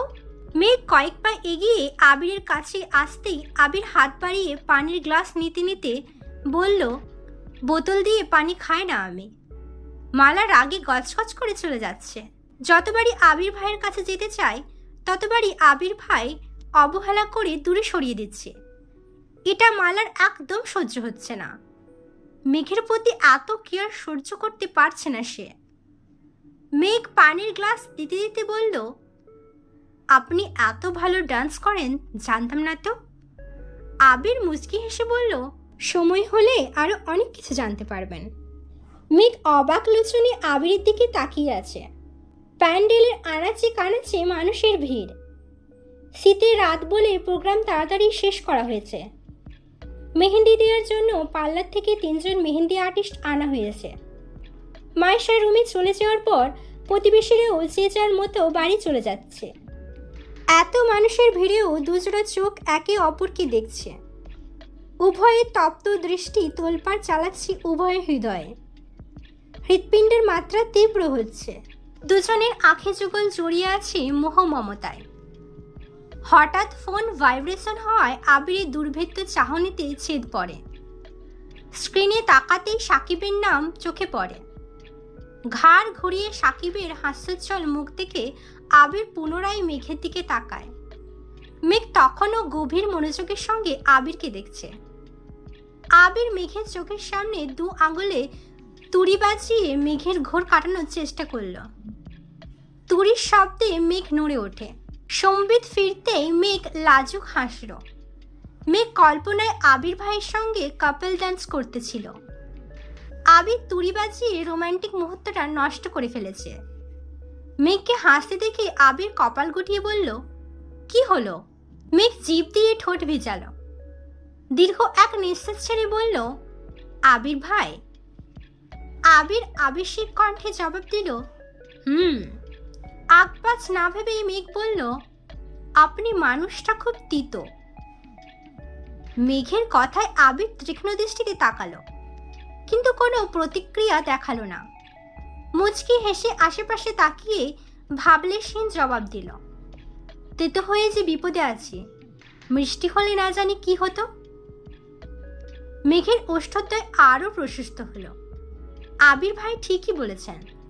আবির ভাইয়ের এই অ্যাটিটিউড দেখেই মালা আপু এমপির মেয়ের মতো না জানি আরো কত মেয়ে পাগল। মালা আপুর আচরণে মনে হয় আবির ভাই তার সম্পত্তি। ভাবতেই আচমকা মেঘের হাসি গায়েব হয়ে গেছে। মুখ ফুলিয়ে শ্বাস টেনে বিড়বিড় করে বলল, আবির ভাই শুধুই আমার, আর কারো না। আবির তীক্ষ্ণ দৃষ্টিতে মেঘের হঠাৎ পরিবর্তন দেখছে। মেঘের যে ক্ষণে ক্ষণে কি হয়ে যায় এটা ভেবেই আবির ক্লান্ত। আসার পর থেকেই মেয়েটাকে চোখে চোখে রাখছে। তারপরও কি যে হয়। বাসায় থাকলে আবির কখনোই এতটা সময় মেঘকে দিতে পারত না। বিয়ে বাড়ি আত্মীয় পরিপূর্ণ। তাছাড়া সাকিব আর ওর বন্ধুরা আবিরকে অনেকদিন সাহায্য করেছে। মামারা বা আবিরের বাবা কোনো কাজে আবিরকে খুঁজতে গেলে সাকিবের বন্ধুরাই সে কাজ করে দিচ্ছে। আবিরকে ডাকার সুযোগই দিচ্ছে না তারা। সাকিব দুদিকেই নজর রাখছে। আবির গলা খাকারি দিয়ে ডাকল, এই যে। মেঘের নজর পড়ল আবিরের চোখে। কোনো উত্তর দিল না। আবির রাসভারী কণ্ঠে বলল, অনেক রাত হয়ে গেছে, আর টই টই করতে হবে না। কুয়াশার মধ্যেই বাইরে ঘুরলে ঠান্ডা লাগবে। প্রোগ্রাম তো শেষই, এখন রুমে যা। আপনি কি করবেন? আমার কাজ আছে। মেঘ এবার ভাব নিয়ে বলল, রাত অনেক হয়েছে, আপনারও টই টই করা উচিত হবে না। আবির প্রশস্ত নেত্রে তাকাতেই মেঘ ছুটে পালালো সেখান থেকে। আবির ঘাড় ঘুরিয়ে তাকিয়ে আছে। সহসা স্বভাবসিদ্ধ হাসে। আবিরের প্রতি মেঘের ভয়ভীতি যেমন কমছে তেমনি বাড়ছে মেয়েটার দায়িত্ববোধ। প্রেয়সীর অল্প স্বল্প যত্ন দেখে আবির বেশ বিস্মিত হয়। মন খারাপের জায়গায় ভিড় করে এক রাস মুগ্ধতা। মেঘের সবকিছুই আবিরকে টানে, তবে ছোট ছোট পাকলামি আর দুষ্টামিগুলো আবিরকে অনেক বেশি টানে। দুজন মেহেন্দি আর্টিস্ট মিলে এক রুমে মাইশার রুমে দু হাতে মেহেন্দি দিয়ে দিচ্ছে। মাইশাকে যেন কেউ বিরক্ত না করে তাই পাশের রুমে আরেকজন সবাইকে মেহেন্দি দিয়ে দিচ্ছে। মেঘ মাইশার রুমে বসে মেহেন্দি দেয়া দেখছে। মাইশা মেঘের হাতের দিকে তাকিয়ে স্বাভাবিক কণ্ঠে বলে, তোমার হাত ফাঁকা কেন? মেহেন্দি দিতে পারো না?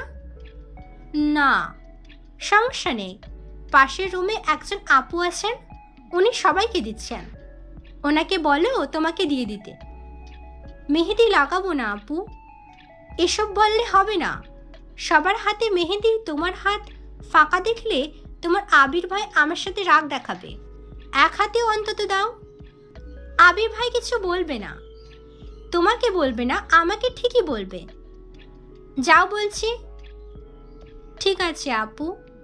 মেঘ পাশের রুমের দরজায় দাঁড়িয়ে রুমের পরিস্থিতি দেখল। একপাশে মালার বান্ধবীরা যে যার মতো একে অপরকে মেহেন্দি দিয়ে দিচ্ছে। পার্লারে আপুটা মিমকে মেহেন্দি দিয়ে দিচ্ছে। মেঘকে দেখে মিম ডাকলো, আপু আসো, তোমাকেও মেহেন্দি দিয়ে দেবে। মেঘ মিমের পাশে বসেছে। মিমের মেহেন্দি দেওয়া প্রায় শেষ। মেঘ বসে মেহেন্দি ডিজাইন দেখছে। আপুটা খুব দ্রুত আর অসম্ভব সুন্দর করে মেহেন্দি দিয়ে দিচ্ছেন।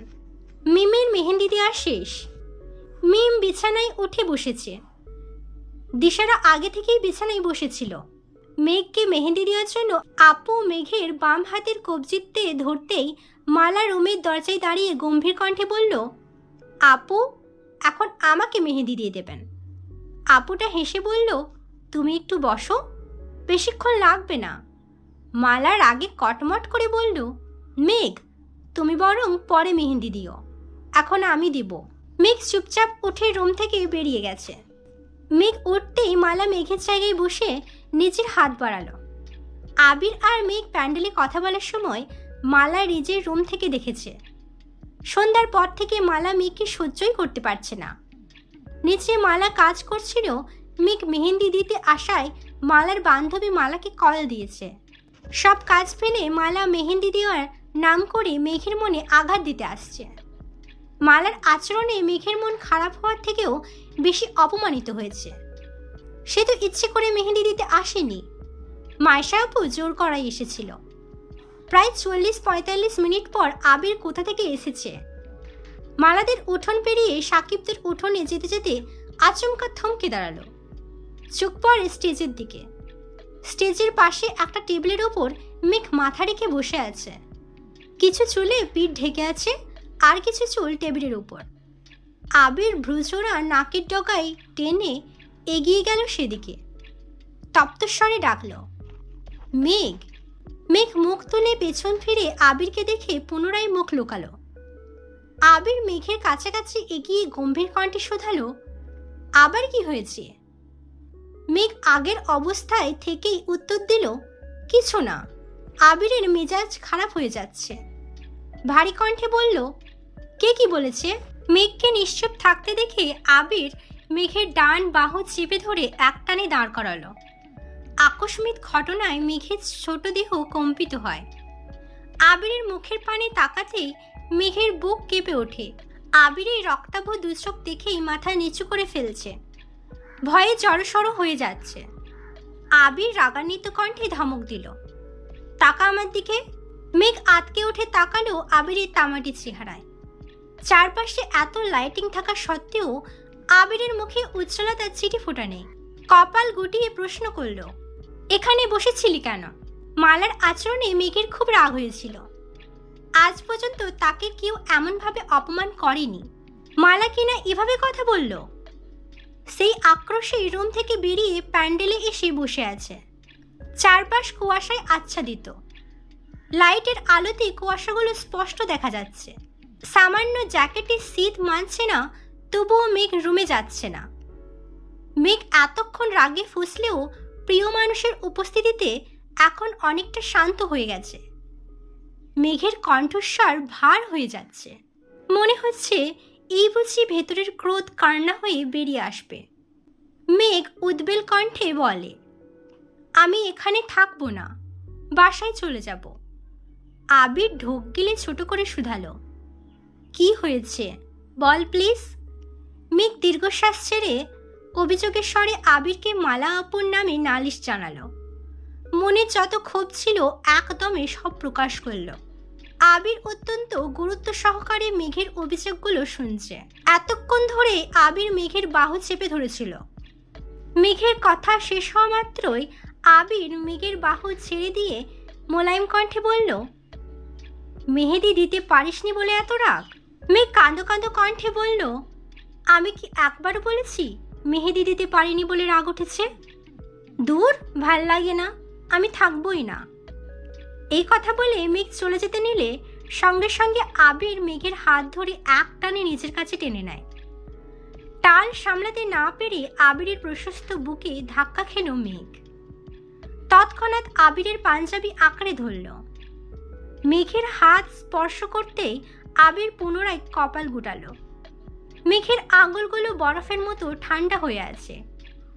মেঘ আবিরকে ছেড়ে একটু দূরে সরে দাঁড়ালো। আবির তখনও মেঘের হাত ধরেই আছে। মেঘ সরে যাওয়ায় আবির দু হাতে মেঘের হাত ঘষতে ঘষতে বলল, মানুষের উপর রাগ করে নিজের ক্ষতি করা কবে বন্ধ করবি তুই? মেঘ ওষ্ঠ উল্টে আবিরের অভিমুখে চেয়ে আছে। আবির পুনরায় বলল, তোর হাত আর বরফের মধ্যে বিশেষ কোনো পার্থক্য নেই। কথা বললে শুনিস না কেন? মেঘ আস্তে করে বলল, সরি, এখনই রুমে চলে যাব। এখন আর রুমে যেতে হবে না, বস এখানে, আসছি আমি। মেঘ চেয়ারে বসে আছে। আবির সাকিবের রুমে গেছে। 2 মিনিটের মধ্যে পাঞ্জাবি পাল্টিয়ে টি শার্ট তার উপর জ্যাকেট পরে আসছে। হাতে একটা শপিং ব্যাগ আর একটা চাদর হাতে নিয়ে আসছে। মেঘের গায়ে চাদর জড়িয়ে পাশ থেকে একটা চেয়ার টেনে মেঘের অভিমুখে বসল। শপিং ব্যাগ উল্টাতেই টেবিলে 8 থেকে 10টা মেহেন্দি পড়ল। মেঘ বিপুল চোখে তাকিয়ে আছে মেহেদিগুলোর দিকে। আবির বলল, তোকে মেহেদি দিতে দেয়নি এ কথাটা একবার জানাতি আমায়। আবির টেবিলে থেকে একটা মেহেন্দি নিল, মেঘের বাম হাতের কবজিতে ধরে শুধালো, এই হাতে দিব? আবিরের কথা শুনে মেঘ আশ্চর্য বনে গেল। অবিশ্বাস্য দৃষ্টিতে তাকিয়ে আছে। গলা খাকারি দিয়ে আস্তে করে বলল, আবির ভাই, আপনি মেহেদিও দিতে পারেন? আবির সব সুলভ ভারী কণ্ঠে জবাব দিল, হয়তো আর্টিস্টদের মতো সুন্দর হবে না, কিন্তু চেষ্টা করতে পারি। অবশ্য তুই না চাইলে দিব না। তখন অভিভূত হয়ে গেছে। আবির ভাই মেহেন্দি দিয়ে দিবে এটা অষ্টাদশীর কল্পনাও করতে পারছে না। মেঘ উত্তেজিত কণ্ঠে বলল, আপনার যেভাবে ইচ্ছে সেভাবেই দেন। আবির মেঘের হাত ধরে কাঁপা কাঁপা হাতে মেহেন্দি দিয়ে দিচ্ছে, আর মেঘ অপলক দৃষ্টিতে সেই দৃশ্য দেখছে। মালিহা খানের হঠাৎ নজর পড়ে স্টেজের কাছে আবির মেঘ বসে আছে। উনি কৌতূহল বশতই এগিয়ে যান সেদিকে। কাছাকাছি যেতেই চোখে পড়ে আবির মেঘের হাতে মেহেন্দি দিয়ে দিচ্ছে। ততক্ষণে মেহেদি দেওয়া প্রায় শেষ দিকে। মালিহা খান হাসি মুখে বললেন, আলহামদুলিল্লাহ। মায়ের কণ্ঠ শুনে আবির আঁতকে ওঠে। মেঘের মনোযোগেও বিঘ্ন ঘটে। দুজনেই মালিহা খানের দিকে তাকায়। মালিহা খানের হাস্যোজ্জ্বল মুখ দেখে মেঘ আবির দুজনেই স্তব্ধ হয়ে আছে। মালিহা খান পুনরায় বললেন, আমি তো এই আবিরকেই দেখতে চাইছিলাম। বোনের প্রতি এই টান এতদিন কোথায় ছিল? আবির উত্তর না দিয়ে স্বাভাবিক কণ্ঠে শোধালো, কাকামণি আর চাচ্চু কখন আসছেন? মালিহা খান বললেন, কিছুক্ষণ আগেই আসছে, খাওয়া দাওয়া করে শুয়ে পড়েছে। একটু থেমে মালিহা খান আবার বললেন, কত বছর পর মেহেদি হাতে নিচ্ছিস বলতো আবির? মনে নেই। মেঘ একবার বড় আম্মুর দিকে তাকাচ্ছে, আবার আবিরের দিকে। বড় আম্মুর কথার মানে বোঝার চেষ্টা করছে মেঘ। মালিহা খান মেঘকে উদ্দেশ্য করে বললেন, জানিস মেঘ, ছোটবেলায় আবির মেহেদি না দিয়ে দিলে তুই কি যে কান্না করতিস। মেঘ ভ্রুকুচকে শুধালো, আমি? হ্যাঁ তুই। মিম তখন কোলেছিল। ঈদের সময় আশপাশের বাসার পিচ্ছিদের হাতে মেহেন্দি দেখে তুই বাসায় এসে কান্না করতিস। তখন তো এত পার্লারও ছিল না। আমি, তোর মা, কাকিমা কেউই মেহেন্দি দিতে পারতাম না। বাধ্য হয়ে আবিরই তোরে মেহেন্দি দিয়ে দিত। মিমেরও কয়েকবার দিচ্ছে, তবে তোরে বেশি দিয়ে দিচ্ছে। মেঘ ডান হাতে মাথা চুলকে বলল, আমার কিছু মনে নাই কেন? মালিহা খান হেসে উত্তর দিলেন, জন্মের পর থেকে 6-7 বছরের ঘটনা কারোরই মনে থাকে না, কিন্তু তোরা এত ঠান্ডা এখানে বসে আছিস কেন? আবির রাগান্বিত কণ্ঠে বলল, আম্মু, তোমার ভাইয়ের মেয়েকে সাবধান করে দিও। মালিহা খান চিন্তিত স্বরে বললেন, কে, মালা? হ্যাঁ। মালা আবার কি করছে? মালা মেঘকে অপমান করেছে। মেঘ কি ওদের বাড়িতে দাওয়াত ছাড়া আসছে? যা তা ব্যবহার কেন করবে? এরকম আচরণ যদি আর একবার করে আমি কিন্তু ওর খবর করে ছাড়ব। মালিহা খান হেসে উত্তর দিলেন, মালাকে আমি বুঝিয়ে বলবো নে, দাঁড়া, তোর মামুনি আর কাকিয়াকে ডেকে আনি। ওদের দেখায় আমার ছেলেটা ঘরমুখো হচ্ছে। মালিহা খান দ্রুত পায়ে বাড়ির দিকে চলে গেছে।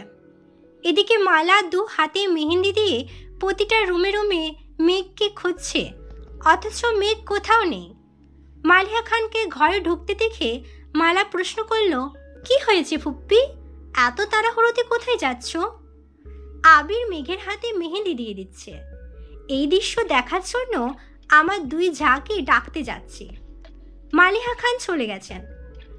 কথাটা মালার কাটা গায়ে নুনের ছিটার মতো লাগছে। দ্রুত বারান্দায় গিয়ে দাঁড়ায়। ঘন কুয়াশার মধ্যেও চোখ পড়ে মেঘ আবিরের দিকে। নিজের ওপর এখন আরো বেশি রাগ হচ্ছে। আবির মেঘকে মেহেন্দি দিয়ে দিচ্ছে, এটা কোনো স্বাভাবিক বিষয় নয়। সে যদি মেঘের সাথে এই আচরণ না করত, তাহলে আবির আর মেঘ কাছাকাছি আসতো না। আবিরও মেঘকে মেহেন্দি দিয়ে দিত না। রাগে মালার চোখ মুখ জ্বলছে। রুমে ঢুকতেই ঠাস করে দরজা বন্ধ করে দিয়েছে। বড় আম্মু যাওয়ার পর থেকে মেঘ আবিরকে দেখেই যাচ্ছে, পল্লবও ফেলছে না। আবির তড়িঘড়ি করে মেহেন্দি দিচ্ছে। মেঘ কিছু বলতে চেয়েও বলতে পারছে না। মনের ভেতর এক রাস মুগ্ধতা। আবির ভাই ছোটবেলায় নিজের হাতে মেঘকে মেহেন্দি দিয়ে দিত, এই ভেবেই আনমনে হাসছে। আবির মেহেন্দিটা টেবিলের উপর রাখতে রাখতে বলল, তাড়াতাড়ি ঘুমিয়ে পড়িস, আমি গেলাম, বলেই সাকিবদের ঘরের দিকে দৌড় দিল। মেঘ মুগ্ধ আঁকিতে আবিরকে দেখছে। কয়েক মুহূর্তের মধ্যে আবির ঘরে ঢুকে পড়েছে। মেঘ তখনও সেদিকেই তাকিয়ে আছে। ততক্ষণে 3 ঝা আসছেন। দূর থেকে মেঘকে ডেকে বলল, কি রে, আবির কই? চলে গেছেন। কাকিয়া মেঘের হাত ধরে এপাশ ওপাশ ঘুরিয়ে বলল, বাহ, অনেক সুন্দর করে দিয়েছে তো। কাকিয়ার কথায় মেঘ এবার নিজের হাতের দিকে তাকালো। মেহেন্দি আর্টিস্টের মতো না হলেও খুব একটা খারাপ হয়নি। মেঘ হাতের দিকে এক দৃষ্টিতে তাকিয়ে আছে। মন মস্তিষ্ক জোরে আবির ভাই বিচরণ করছে। মনে অন্যরকম প্রশান্তি কাজ করছে। মনে মনে হাজারবার মালা আপুকে ধন্যবাদ দিচ্ছে। মালা আপু অপমান না করলে আবির ভাইয়ের সাথে এত সুন্দর মুহূর্তটা কখনো উপভোগ করতে পারত না সে। মা কাকিয়ারা কি বলছে তার কোনো কিছুতেই মেঘের মনোযোগ নেই। অষ্টাদশীর হৃদয়ের প্রতিটা স্পন্দন বলছে, আবির ভাই, আপনি আমার সেই পূর্ণতা, ভালোবাসি আপনাকে। মা কাকিয়ার সঙ্গে ঘরে গিয়ে সোজা নিজের রুমে চলে গেছে। মিম দিশারা অনেকক্ষণ আগেই ঘুমিয়ে পড়েছে। মেঘ মিমের পাশে শুয়েছে। সারাদিনের ক্লান্তিতে মেহেন্দি না তুলেই ঘুমিয়ে পড়েছে। অনেকক্ষণ যাবৎ ফোন ভাইব্রেশন হচ্ছে। মেঘ গভীর ঘুমে নিমগ্ন। দীর্ঘ সময় ভাইব্রেশনের পর মেঘ চোখ বন্ধ করেই পাশ থেকে ফোনটা নিয়ে রিসিভ করে কানের উপর রাখল। ওপাশ থেকে আবেশিক কণ্ঠ ভেসে আসে, ম্যাম, আপনার ঘুম কি এখনো ভাঙেনি? 1 ঘন্টা যাবৎ আপনার জন্য অপেক্ষা করছে। এই ছিল আমৃত্যু ভালোবাসি তোকে পর্ব 38-এর শেষাংশ। পরবর্তী পর্ব নিয়ে খুব তাড়াতাড়ি আসবো। আমার বলা আমৃত্যু ভালোবাসি তোকে পর্বগুলো যদি আপনার সত্যিই ভালো লেগে থাকে তাহলে অবশ্যই আমার চ্যানেলটিকে সাবস্ক্রাইব করবেন এবং বেল আইকন বাটন ক্লিক করে রাখবেন যাতে আপনার কাছে নোটিফিকেশন যায়। অ্যান্ড লাইক করবেন, কমেন্ট করে বলবেন আপনার কেমন লাগলো। সুস্থ থাকবেন, ভালো থাকবেন, নিজের খেয়াল রাখবেন। আল্লাহ হাফিজ। আমৃত্যু ভালোবাসি তোকে পর্ব 39। ঘুমে কাতর মেঘের ভারী নিঃশ্বাসের শব্দ ভেসে আসছে। ফোনের অপর পাশের আবেশিক কণ্ঠ শুনে ঘুম ঘুম চোখে স্ক্রিনে তাকাতেই আবিরের ছবি ভেসে উঠেছে, তার সঙ্গে সেভ করা নামটা। সহসা অষ্টাদশীর ষষ্ঠ ইন্দ্রিয় সতেজ হয়ে উঠেছে। এক মুহূর্তেই চোখ থেকে ঘুমের রেস কেটে গেল। অক্ষি যুগল প্রশস্ত হলো। মেঘ উৎকণ্ঠিত হয়ে বলল, আবির ভাই। এই প্রথমবার আবির নিজ থেকে মেঘকে কল করেছে। আধলা ঘুমে থাকায় আবিরের কণ্ঠ ঠিকমতো বুঝতে পারেনি। মেঘ এক লাফে বিছানায় বসে ফোন কানের কাছে নিতেই পুনরায় আবিরের নিঃশব্দ কণ্ঠ ভেসে আসে, ম্যাম, আপনার দর্শন পেতে আর কতক্ষণ অপেক্ষা করতে হবে? মেঘ ভ্রুকুচকে একবার স্ক্রিন তাকাচ্ছে, আরেকবার ফোন কানে ধরছে। কি হচ্ছে কিছুই বুঝতে পারছে না। নাম্বারটা আবির ভাইয়ের নামেই সেভ করা, কণ্ঠস্বরও আবির ভাইয়ের, কিন্তু আবির ভাই তো কখনো এভাবে কথা বলেন না। মেঘের মাথা চক্কর দিচ্ছে। মেঘ ফোন কানে ধরে আশেপাশে তাকালো। মিম দিশারা গভীর ঘুমে তলিয়ে আছে। আবির পক্ষান্তরে মৃদুস্বরে ডাকলো, ম্যাম। মেঘ জবাব দিল, জি। আপনি কি এখনো ঘুমাচ্ছেন? না তো। কষ্ট করে একটু ব্যালকনিতে আসবেন। মেঘ ফোন বিছানার উপর রেখে এক হাত দিয়ে অন্য হাতের চিমটি কেটে নিজেই উফ করে উঠল। বুঝতে পারল এটা স্বপ্ন নয়, সত্যি। ফোন কানে ধরে আড়মোড়া ভাঙতে ভাঙতে বিছানা থেকে নেমে হুড়মুড়ি করে ব্যালকনিতে পা দিতে কপাল কুঁচকে সরুনেত্রে তাকালো। পূর্ব দিগন্তে উদিত সূর্যের আলোয় মেঘ ঠিকমতো তাকাতে পারছে না। চোখ কচলে বেশ কয়েকবার পিটপিট করে স্বাভাবিক দৃষ্টিতে তাকাতেই নজর পড়ে উঠোনের মাঝ বরাবর একটা চেয়ারে হালান দিয়ে পায়ের ওপর পা তুলে আবির ভাই বসে আছেন। পরনে কালো হুডি, এক হাত হুডির পকেটে, অন্য হাতে ফোন কানে ধরে তাকিয়ে আছে ব্যালকনির দিকে। পূর্বভিমুখে বসায় শীতের সকালের অনুচ্চ আলোয় জ্বলজ্বল করছে আবিরের মুখবিবর। মেঘ স্থির দৃষ্টিতে আবিরকে দেখছে। হুডিতে আবির ভাইকে মারাত্মক সুন্দর লাগছে। চোখ বন্ধ করে দীর্ঘশ্বাস ছেড়ে পুনরায় ডাকলো। এদিকে আবিরের চোখে সূর্যরশ্মি আছড়ে পড়ছে। সেই রশ্মি উপেক্ষা করে অতি সংকীর্ণ লোচনে মেঘকে দেখছে। আংশিক সময়ব্যাপী চলে এই দৃশ্য। আবির আচমকা গলা খাকারি দিয়ে বলল, ফ্রেশ হয়ে 10 মিনিটের মধ্যে নিচে আসেন। কেন? আমি বলছি তাই। মেঘ হাসি মুখে বলল, আচ্ছা। কান থেকে ফোন নামাতে যাবে অমনি আবির আবার ডাকল, ম্যাম শুনেন। জি স্যার বলুন। আবির মৃদু হেসে বলল, খালি পায়ে আসবেন, রাখছি। আবির কল কেটে দিয়েছে, তবে দৃষ্টি এখনো মেঘেতে নিবন্ধ। মেঘ কয়েক সেকেন্ড স্থির থেকে হঠাৎই হুড়োহুড়ি করে রুমে চলে গেছে। হাতের মেহেন্দি তোলা হয়নি। 10 মিনিট সময়ের মধ্যে নিচে যেতে হবে, তাই তাড়াহুড়ো করছে। এত সকালে বেশিরভাগ মানুষই ঘুমে। যারা উঠেছেন তারা সবাই রান্নার কাজে ব্যস্ত। মেঘ চুপি চুপি ঘর থেকে বেরিয়ে আসলো। 10 মিনিটের আগেই মেঘ নিচে চলে আসছে। আবির মাথা নিচু করে ফোন চাপছিল। আচমকা নুপুর পরা আলতাটাঙ্গা পায়ে নজর পড়তেই আবির আঁতকে ওঠে। সঙ্গে সঙ্গে ফোন পকেটে রেখে চোখ তুলে তাকালো। মেঘ আবিরের ঠিক সামনে দাঁড়ানো। চোখাচোখি হলো দুজনের। মেঘ আবিরের অবসন্ন ধৃষ্টতা দেখে চিন্তিত স্বরে শুধালো, আপনি কি রাতে ঘুমাননি? আবির স্বভাবসুলভ ভারী কণ্ঠে উত্তর দিল, ঘুম আসছিল না। হাতটা দেখি। মেঘ হাত বাড়িয়ে মেহেন্দিটা দেখালো। মেহেন্দির গাঢ় রং দেখে আবির মৃদু হাসল। মেঘ শীতল কণ্ঠে বলল, রাতে কিছু বলতে পারিনি। মেঘের কথা শেষ হওয়ার আগে আবির আর চোখে চেয়ে প্রশ্ন করল, কি বলতি? থ্যাংক ইউ আবির ভাই, এত সুন্দর করে মেহেন্দি দিয়ে দেওয়ার জন্য। আবির নিঃশব্দে হেসে বলল, ওয়েলকাম।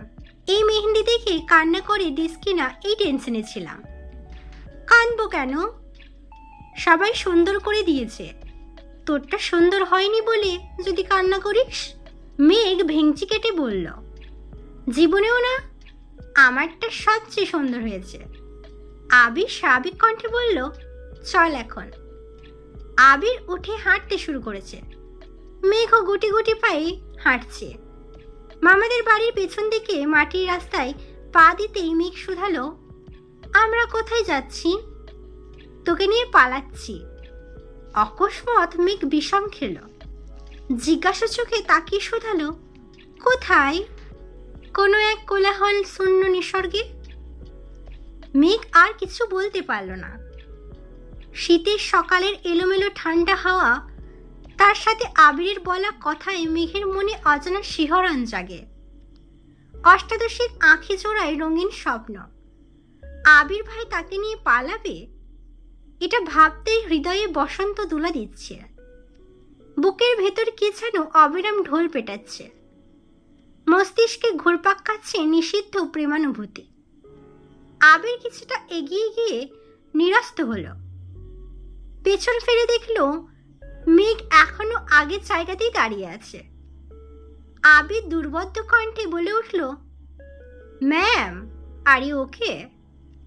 আবিরের কণ্ঠস্বর কানে আসতেই কল্পনার জগৎ থেকে বেরিয়ে কোমল কণ্ঠে জিজ্ঞেস করল, আপনি আমাকে ম্যাম বলছেন কেন? ভয়ে। মানে? শীতকালে এত সকাল সকাল আপনাকে ঘুম থেকে উঠালাম, কখন জানি ফোঁস করে রেগে যান, তাই। মেঘ বোকার মতো চেয়ে পুনরায় শুধালো, আপনি আমায় ভয় পান আবির ভাই? মাঝে মাঝে। মেঘ হতবাক, চোখ বড় করে চেয়ে আছে।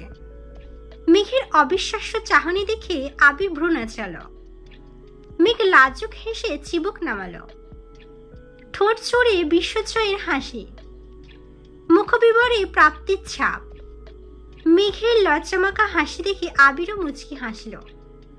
কথা না বাড়িয়ে আবির খালি পায়ে এগিয়ে যাচ্ছে। আবিরের পিছু পিছু মেঘও হাঁটছে। মেঘের ঠোঁট থেকে হাসি যেন সরছেই না। গতকাল থেকে আবির ভাইয়ের আদরে অষ্টাদশের হৃদয়ে তোলপাড় বেড়েছে অনেক গুণ। আবির ভাইয়ের কথা, যত্ন, ব্যবহার, চাহনি সবকিছুই জানান দিচ্ছে। আবিরের হৃদয়ের অস্পষ্ট বরফ গলতে শুরু করেছে। অষ্টাদশী স্পষ্টরূপে বুঝতে পারছে তা। নিজেকে আবির ভাইয়ের গার্লফ্রেন্ড ভাবছে আর বারবার লজ্জায় আড়ষ্ট হচ্ছে। আবিরের পেছন পেছন মেঘ মাটির রাস্তা পেরিয়ে বিস্তীর্ণ মাঠে পা রাখতেই কেঁপে উঠল। শিশিরে ভিজে আছে সবুজ ঘাস। এতক্ষণ যাবৎ আবিরকে এমনভাবে অনুসরণ করছিল যার আশেপাশে তাকানোর মতো সময় নেই। পলক ফেললেই হারিয়ে যাবে শখের পুরুষ। অষ্টাদশীর উষ্ণ পায়ে স্পর্শে শিশিরের ম্লান ঘাস মরিয়ে যাচ্ছে। হৃদয় দুলছে শীতল হাওয়ায়। ব্যস্ততম শহরে মাটির স্পর্শ পাওয়া দুষ্কর। প্রকৃতির সাথে প্রিয়জনের সান্নিধ্যে মেঘের মনে প্রেম প্রেম অনুভূতি জাগছে। আবির যেখানে পা ফেলছে, আবিরের পায়ের ছাপ দেখে মেঘও ঠিক সেই জায়গাতেই পা ফেলছে। বেশ কিছুটা যাওয়ার পর আবির ঘাড় ঘুরিয়ে তাকিয়ে মেঘের কাণ্ড দেখে কপাল কুঁচকাল। মৃদু হেসে সামনের দিকে ঘুরল। পাগলির পাগলামিতে উত্তাসক্ত আবির। বিশালাকৃতির মাঠের পরেই কয়েক সারি ঘর, আশপাশে নানান রকমের গাছ। দুইটা ঘরের মাঝ বরাবর সরু রাস্তা। মেঘ একান্তে আবিরকে অনুসরণ করেই চলেছে। ইহজগতের আর কোনো কিছুতেই মনোযোগ নেই তার। বাড়িগুলো পেরিয়ে কিছু দূর গিয়ে আবির পিছু ঘুরল। তৎক্ষণাৎ মেঘের মাথা ঠেকে আবিরের বুকে। মেঘ কুণ্ঠায় দু পা পিছিয়ে চোখ তুলে তাকালো। এভাবে আবির ভাইয়ের পিছু নেয় আবির ভাই যদি রেগে যায়। আতঙ্কে মেঘের বুক কাঁপছে, কিন্তু আবিরের অভিব্যক্তি বোঝা গেল না। মেঘের সামনে থেকে সরে পাশে দাঁড়াতেই মেঘ বিপুল চোখে তাকালো। দৃষ্টির সীমানা চড়ে হলুদ রঙের সর্ষে ফুল। আশ্চর্য নয়নে চেয়ে আছে মেঘ। এত সর্ষে ফুল একসঙ্গে কখনো দেখেনি সে। কয়েক মুহূর্তের জন্য স্তব্ধ হয়ে গেছে। আবিরের দিকে তাকাতেই আবির মুচকি হেসে বলল, একখণ্ড হলুদের রাজ্যে আপনাকে স্বাগতম, যেখানে নেই শহরের কোনো কোলাহল, নেই কোনো নিষিদ্ধ অনিল, সবটুকু জুড়েই শুধু স্নিগ্ধতা। নীল আকাশ আর প্রকৃতি জুড়ে সরিষা ফুল। এই মনোমুগ্ধকর দৃশ্য দেখে অনুভূতিরা অষ্টাদশের হৃদয়ে ছুঁয়ে যাচ্ছে। প্রকৃতি নিরন্তর অনিন্দিত। সরিষা ফুল তার এক প্রীতিপদ নিদর্শন। দিগন্তজোড়া মাঠের প্রতিটা সরিষা ফুলে জমে আছে শিশিরের কণা। সেই দৃশ্য দেখে মেঘের মন প্রেমের রঙে সুশোভিত হয়ে গেছে। মেঘ গুটি গুটি পায়ে এগিয়ে আলতো হাতে শিশির ভেজা সরিষা ফুল স্পর্শ করল। মেঘ আপন মনে ছুটে যাচ্ছে। কিছু দূর যাওয়ার পর হঠাৎ থমকে দাঁড়ালো। পেছনে ঘুরে দৌড়ে আবির ভাইয়ের কাছে চলে আসছে। আবির ভ্রুকুচকে তাকিয়ে আছে। মেঘ আবিরের কাছে এসে হাঁপাতে শুরু করলো। আবির কণ্ঠ দ্বিগুণ ভারী করে শোধালো, কি হয়েছে? মেঘ ওড়না টেনে মাথায় ঘোমটা দিল। হাত দিয়ে আবিরকে ইশারা করতে আবির একটু নিচু হয়ে মেঘের মুখোমুখি হলো। মেঘ দীর্ঘশ্বাস ছেড়ে আবিরের কানে কানে বলল, আপনি কি জানেন না সরিষা ক্ষেতেই তানাদের বসবাস? আবির সিরিয়াস মোডে কথা শুনতে এসেছিল, কিন্তু মেঘের আজগুবি কথা শুনে সশব্দে হেসে বলল, তোর তানারা বেড়াতে গেছে। মেঘ ভয়ে ভয়ে শোধালো, আপনাকে কে বলেছে? রাতে তোর তানাদের সাথে দেখা হয়েছিল। বলে গেছিলাম সকালে তোকে নিয়ে আসবো। তোর তানারা যেন ঘুরতে চলে যায়। কোথায়? তোর শ্বশুর বাড়ি। মানে? এমনভাবে বলছিস মনে হচ্ছে তানারা যেখানেই যায় আমার থেকে অনুমতি নিয়ে যায়। আপনিই তো বললেন। আল্লাহ, কোন পাগলির পাল্লাই পড়লাম। মেঘ গাল ফুলিয়ে উষ্ট উল্টে তাকালো। আবির মেঘের মাথায় আস্তে করে গাঁটটা মেরে বলল, তোর মাথায় তানাদের কথা কে ঢুকাইছে বলতো? বড় আম্মু। কি? আম্মু তোকে এসব বলে? জি। আর কি বলে? আরও অনেক কিছুই বলে, কিন্তু সেসব আপনাকে বলা যাবে না, পার্সোনাল কথা। আবির ভ্রু গুটিয়ে বিড়বিড় করে বলল, শাশুড়ি বউ মিলে আমায় পাগল বানাই ছাড়বে। আবির গলা খাকারি দিয়ে বলল, এসব আজগুবি কথা আর বলবি না, তানারা বলতেই কিছুই হয় না। আমার ভয় লাগে, বড় আম্মু বলেছে তানারা আমায় নিয়ে যাবে। আবির অত্যন্ত গম্ভীর কণ্ঠে বলল, আমি থাকতে তোর কিসের ভয়? আমার চোখের সামনে আমার অনুমতি ব্যতীত কেউ তোকে ছুতেও পারবে না। মেঘ প্রশস্ত নেত্রে তাকিয়ে মুচকি হাসল। ভীষণ লজ্জা পেয়েছে। চিবুক নামিয়ে ঘুরতেই মেঘের মাথা থেকে ওড়না পড়ে গেল। পা বাড়াতেই আবির গম্ভীর কণ্ঠে বলল, দাঁড়া। মেঘ দাঁড়াতে আবির আলতোভাবে মেঘের চুল থেকে কাঁকড়া বেল্ট খুলে দিল। অমনি মেঘের ঘন কালো চুল কোমর ছাড়িয়ে পড়েছে। আবির দু হাতে কতগুলো সরিষা ফুল ছিঁড়ে মেঘের চুলে ছড়িয়ে দিয়েছে। কালো চুলে হলুদ ফুলগুলো অসাধারণ সুন্দর লাগছে। এক হাতে মুষ্টিবদ্ধ হাতে সর্ষে ফুল ছিঁড়ে দু পা এগিয়ে মেঘের কানে গুজে দিয়ে মোলায়েম কণ্ঠে বলল, এবার যেতে পারিস। মেঘ ভয়ে ভয়ে পা বাড়ায়। আবির পকেট থেকে ফোন বের করে মেঘের ভিডিও করায় ব্যস্ত। অনেকটা সময় ঘোরাঘুরি শেষে মেঘ হঠাৎ বলল, can I take a picture with you?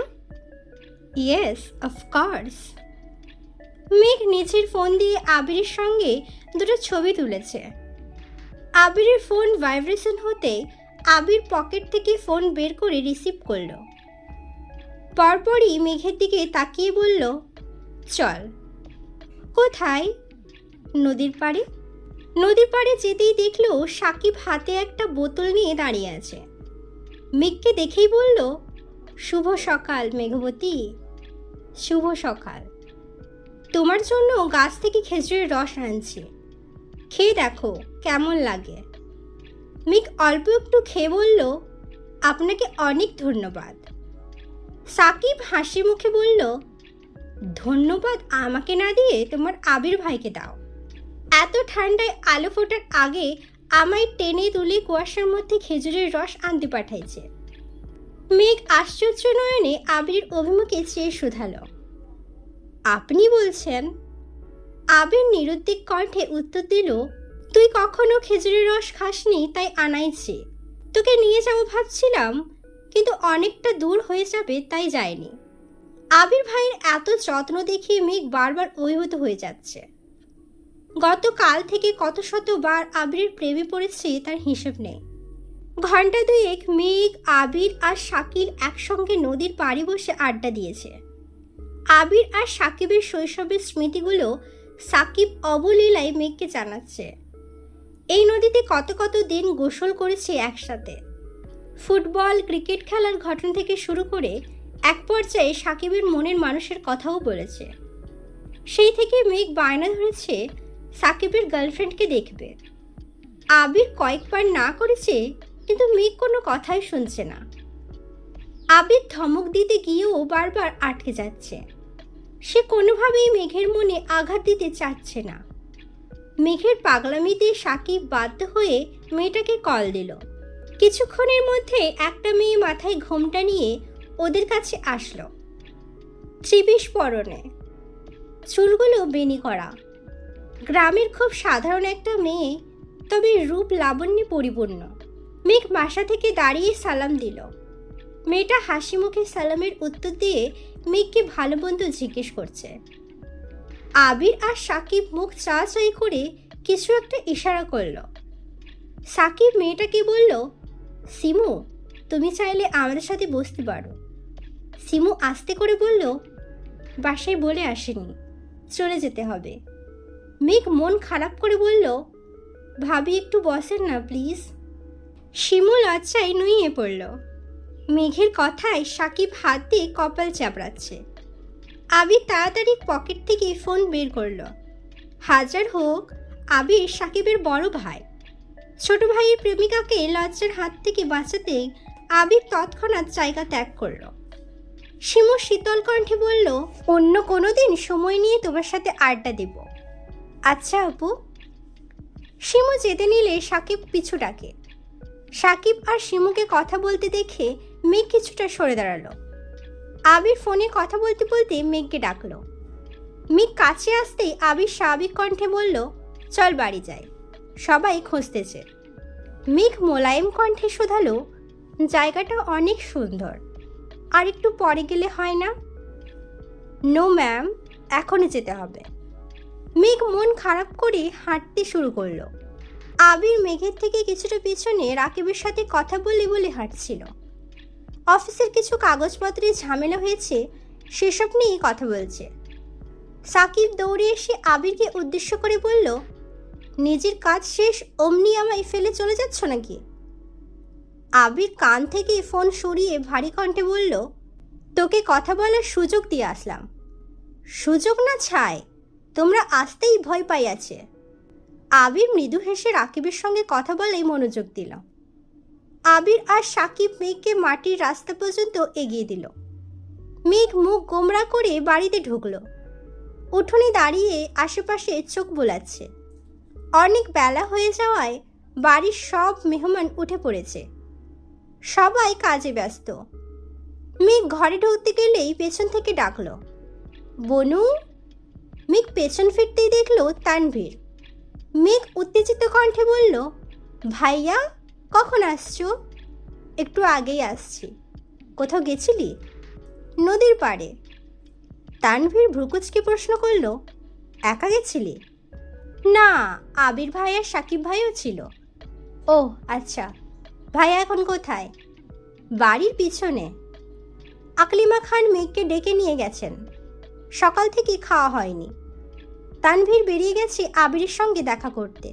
Tanvir বাড়ি থেকে নামতে গিয়ে সাকিব আর আবিরকে দেখে থমকে দাঁড়ালো। সাকিব তানভীরকে দেখেই ছুটে এসে জড়িয়ে ধরে উদ্বেগপূর্ণ কণ্ঠে বলল, কিরে কেমন আছিস? আলহামদুলিল্লাহ, তুই কেমন আছিস? ভালোই ছিলাম, কিন্তু ভাইয়ের অবস্থা দেখে আর ভালো থাকতে পারছি না। কেন, কি হয়েছে? বিশ্বাস করবি কিনা জানি না, গতকাল সারা রাত গেছে ভাইয়া 1 মিনিটের জন্য ঘুমায়নি। আমি যতবার সজাগ হয়েছি ততবারই দেখি ভাইয়া বারান্দায় দাঁড়িয়ে আছে, নয়তো শুয়ে তোর বোনের ছবি দেখছে। একটা মানুষ কেমনে নির্ঘুম রাত কাটায়, এই জলজ্যান্ত প্রমাণ হলো ভাইয়া। ভাইয়ারই অবস্থা দেখে আমি ভয় পেয়ে গেছিলাম। আবির ক্রোধিত আঁকিতে সাকিবের দিকে তাকিয়ে আছে। সাকিব আবিরের মুখের পানে চেয়ে পুনরায় তানভীরকে বলল, তোর বোনকে তাড়াতাড়ি বিয়ে দে। তানভীর হেসে উত্তর দিল, বিয়ে দেওয়ার ক্ষমতা যদি আমার হাতে থাকতো তাহলে অনেক আগেই বিয়ে দিয়ে দিতাম। আবির গম্ভীর কণ্ঠে ধমক দিল, আমার বিয়ে নিয়ে গবেষণা করতে হবে না, মায়েশাপুর বিয়েতে ফোকাস কর। তানভীরকে উদ্দেশ্য করে বলল, এত সকালে চলে আসলি যে? মায়েশা আপু ভোরবেলা থেকে কল দিতে দিতে আমার ঘুমের 14টা বাজাই দিচ্ছে। একা কুলাতে পারছিল না বলে আব্বুকে আর বড় আব্বুকে দিয়ে কল দিয়েছে। বাধ্য হয়ে ঘুম থেকে উঠেই রাউন্ড দিতে হয়েছে। বাইক আনছিস? হ্যাঁ, এই নাও চাবি। আবির চাবি নিয়ে বাড়িতে চলে গেছে। সাকিব আর তানভীর কিছুক্ষণ কথা বলে যে যার মতো ব্যস্ত হয়ে গেছে। মেঘ বসে বসে আবিরের সঙ্গে তোলা সেলফিগুলো দেখছে। সেখান থেকে একটা ছবি ফেসবুকে দিয়ে পোস্ট করে ফোন ব্যাগে রেখে গোসলে চলে গেছে। এদিকে বন্যা ক্লাস শেষ করে ফেসবুকে ঢুকে মেঘের ডে দেখে রীতিমতো শক খেয়েছে। আবির ভাইয়ের সাথে মেঘ ছবি পোস্ট করেছে, এটা বিশ্বাসযোগ্য নয়। পাশে এক বান্ধবীকে বলল চিমটি কাটতে, বারবার ছবিটা দেখছে। খুশিতে বন্যার চোখ ছলছল করছে। ডে পোস্টে রিপ্লাই দিয়েছে, কল দিয়েছে মেঘ নেটে নেই। আনন্দে বন্যার হাত কাঁপছে। মেঘের নাম্বারে বারবার কল দিচ্ছে, মেঘ রিসিভ করছে না। মেঘের সাথে কথা না বলেও শান্তি পাচ্ছে না।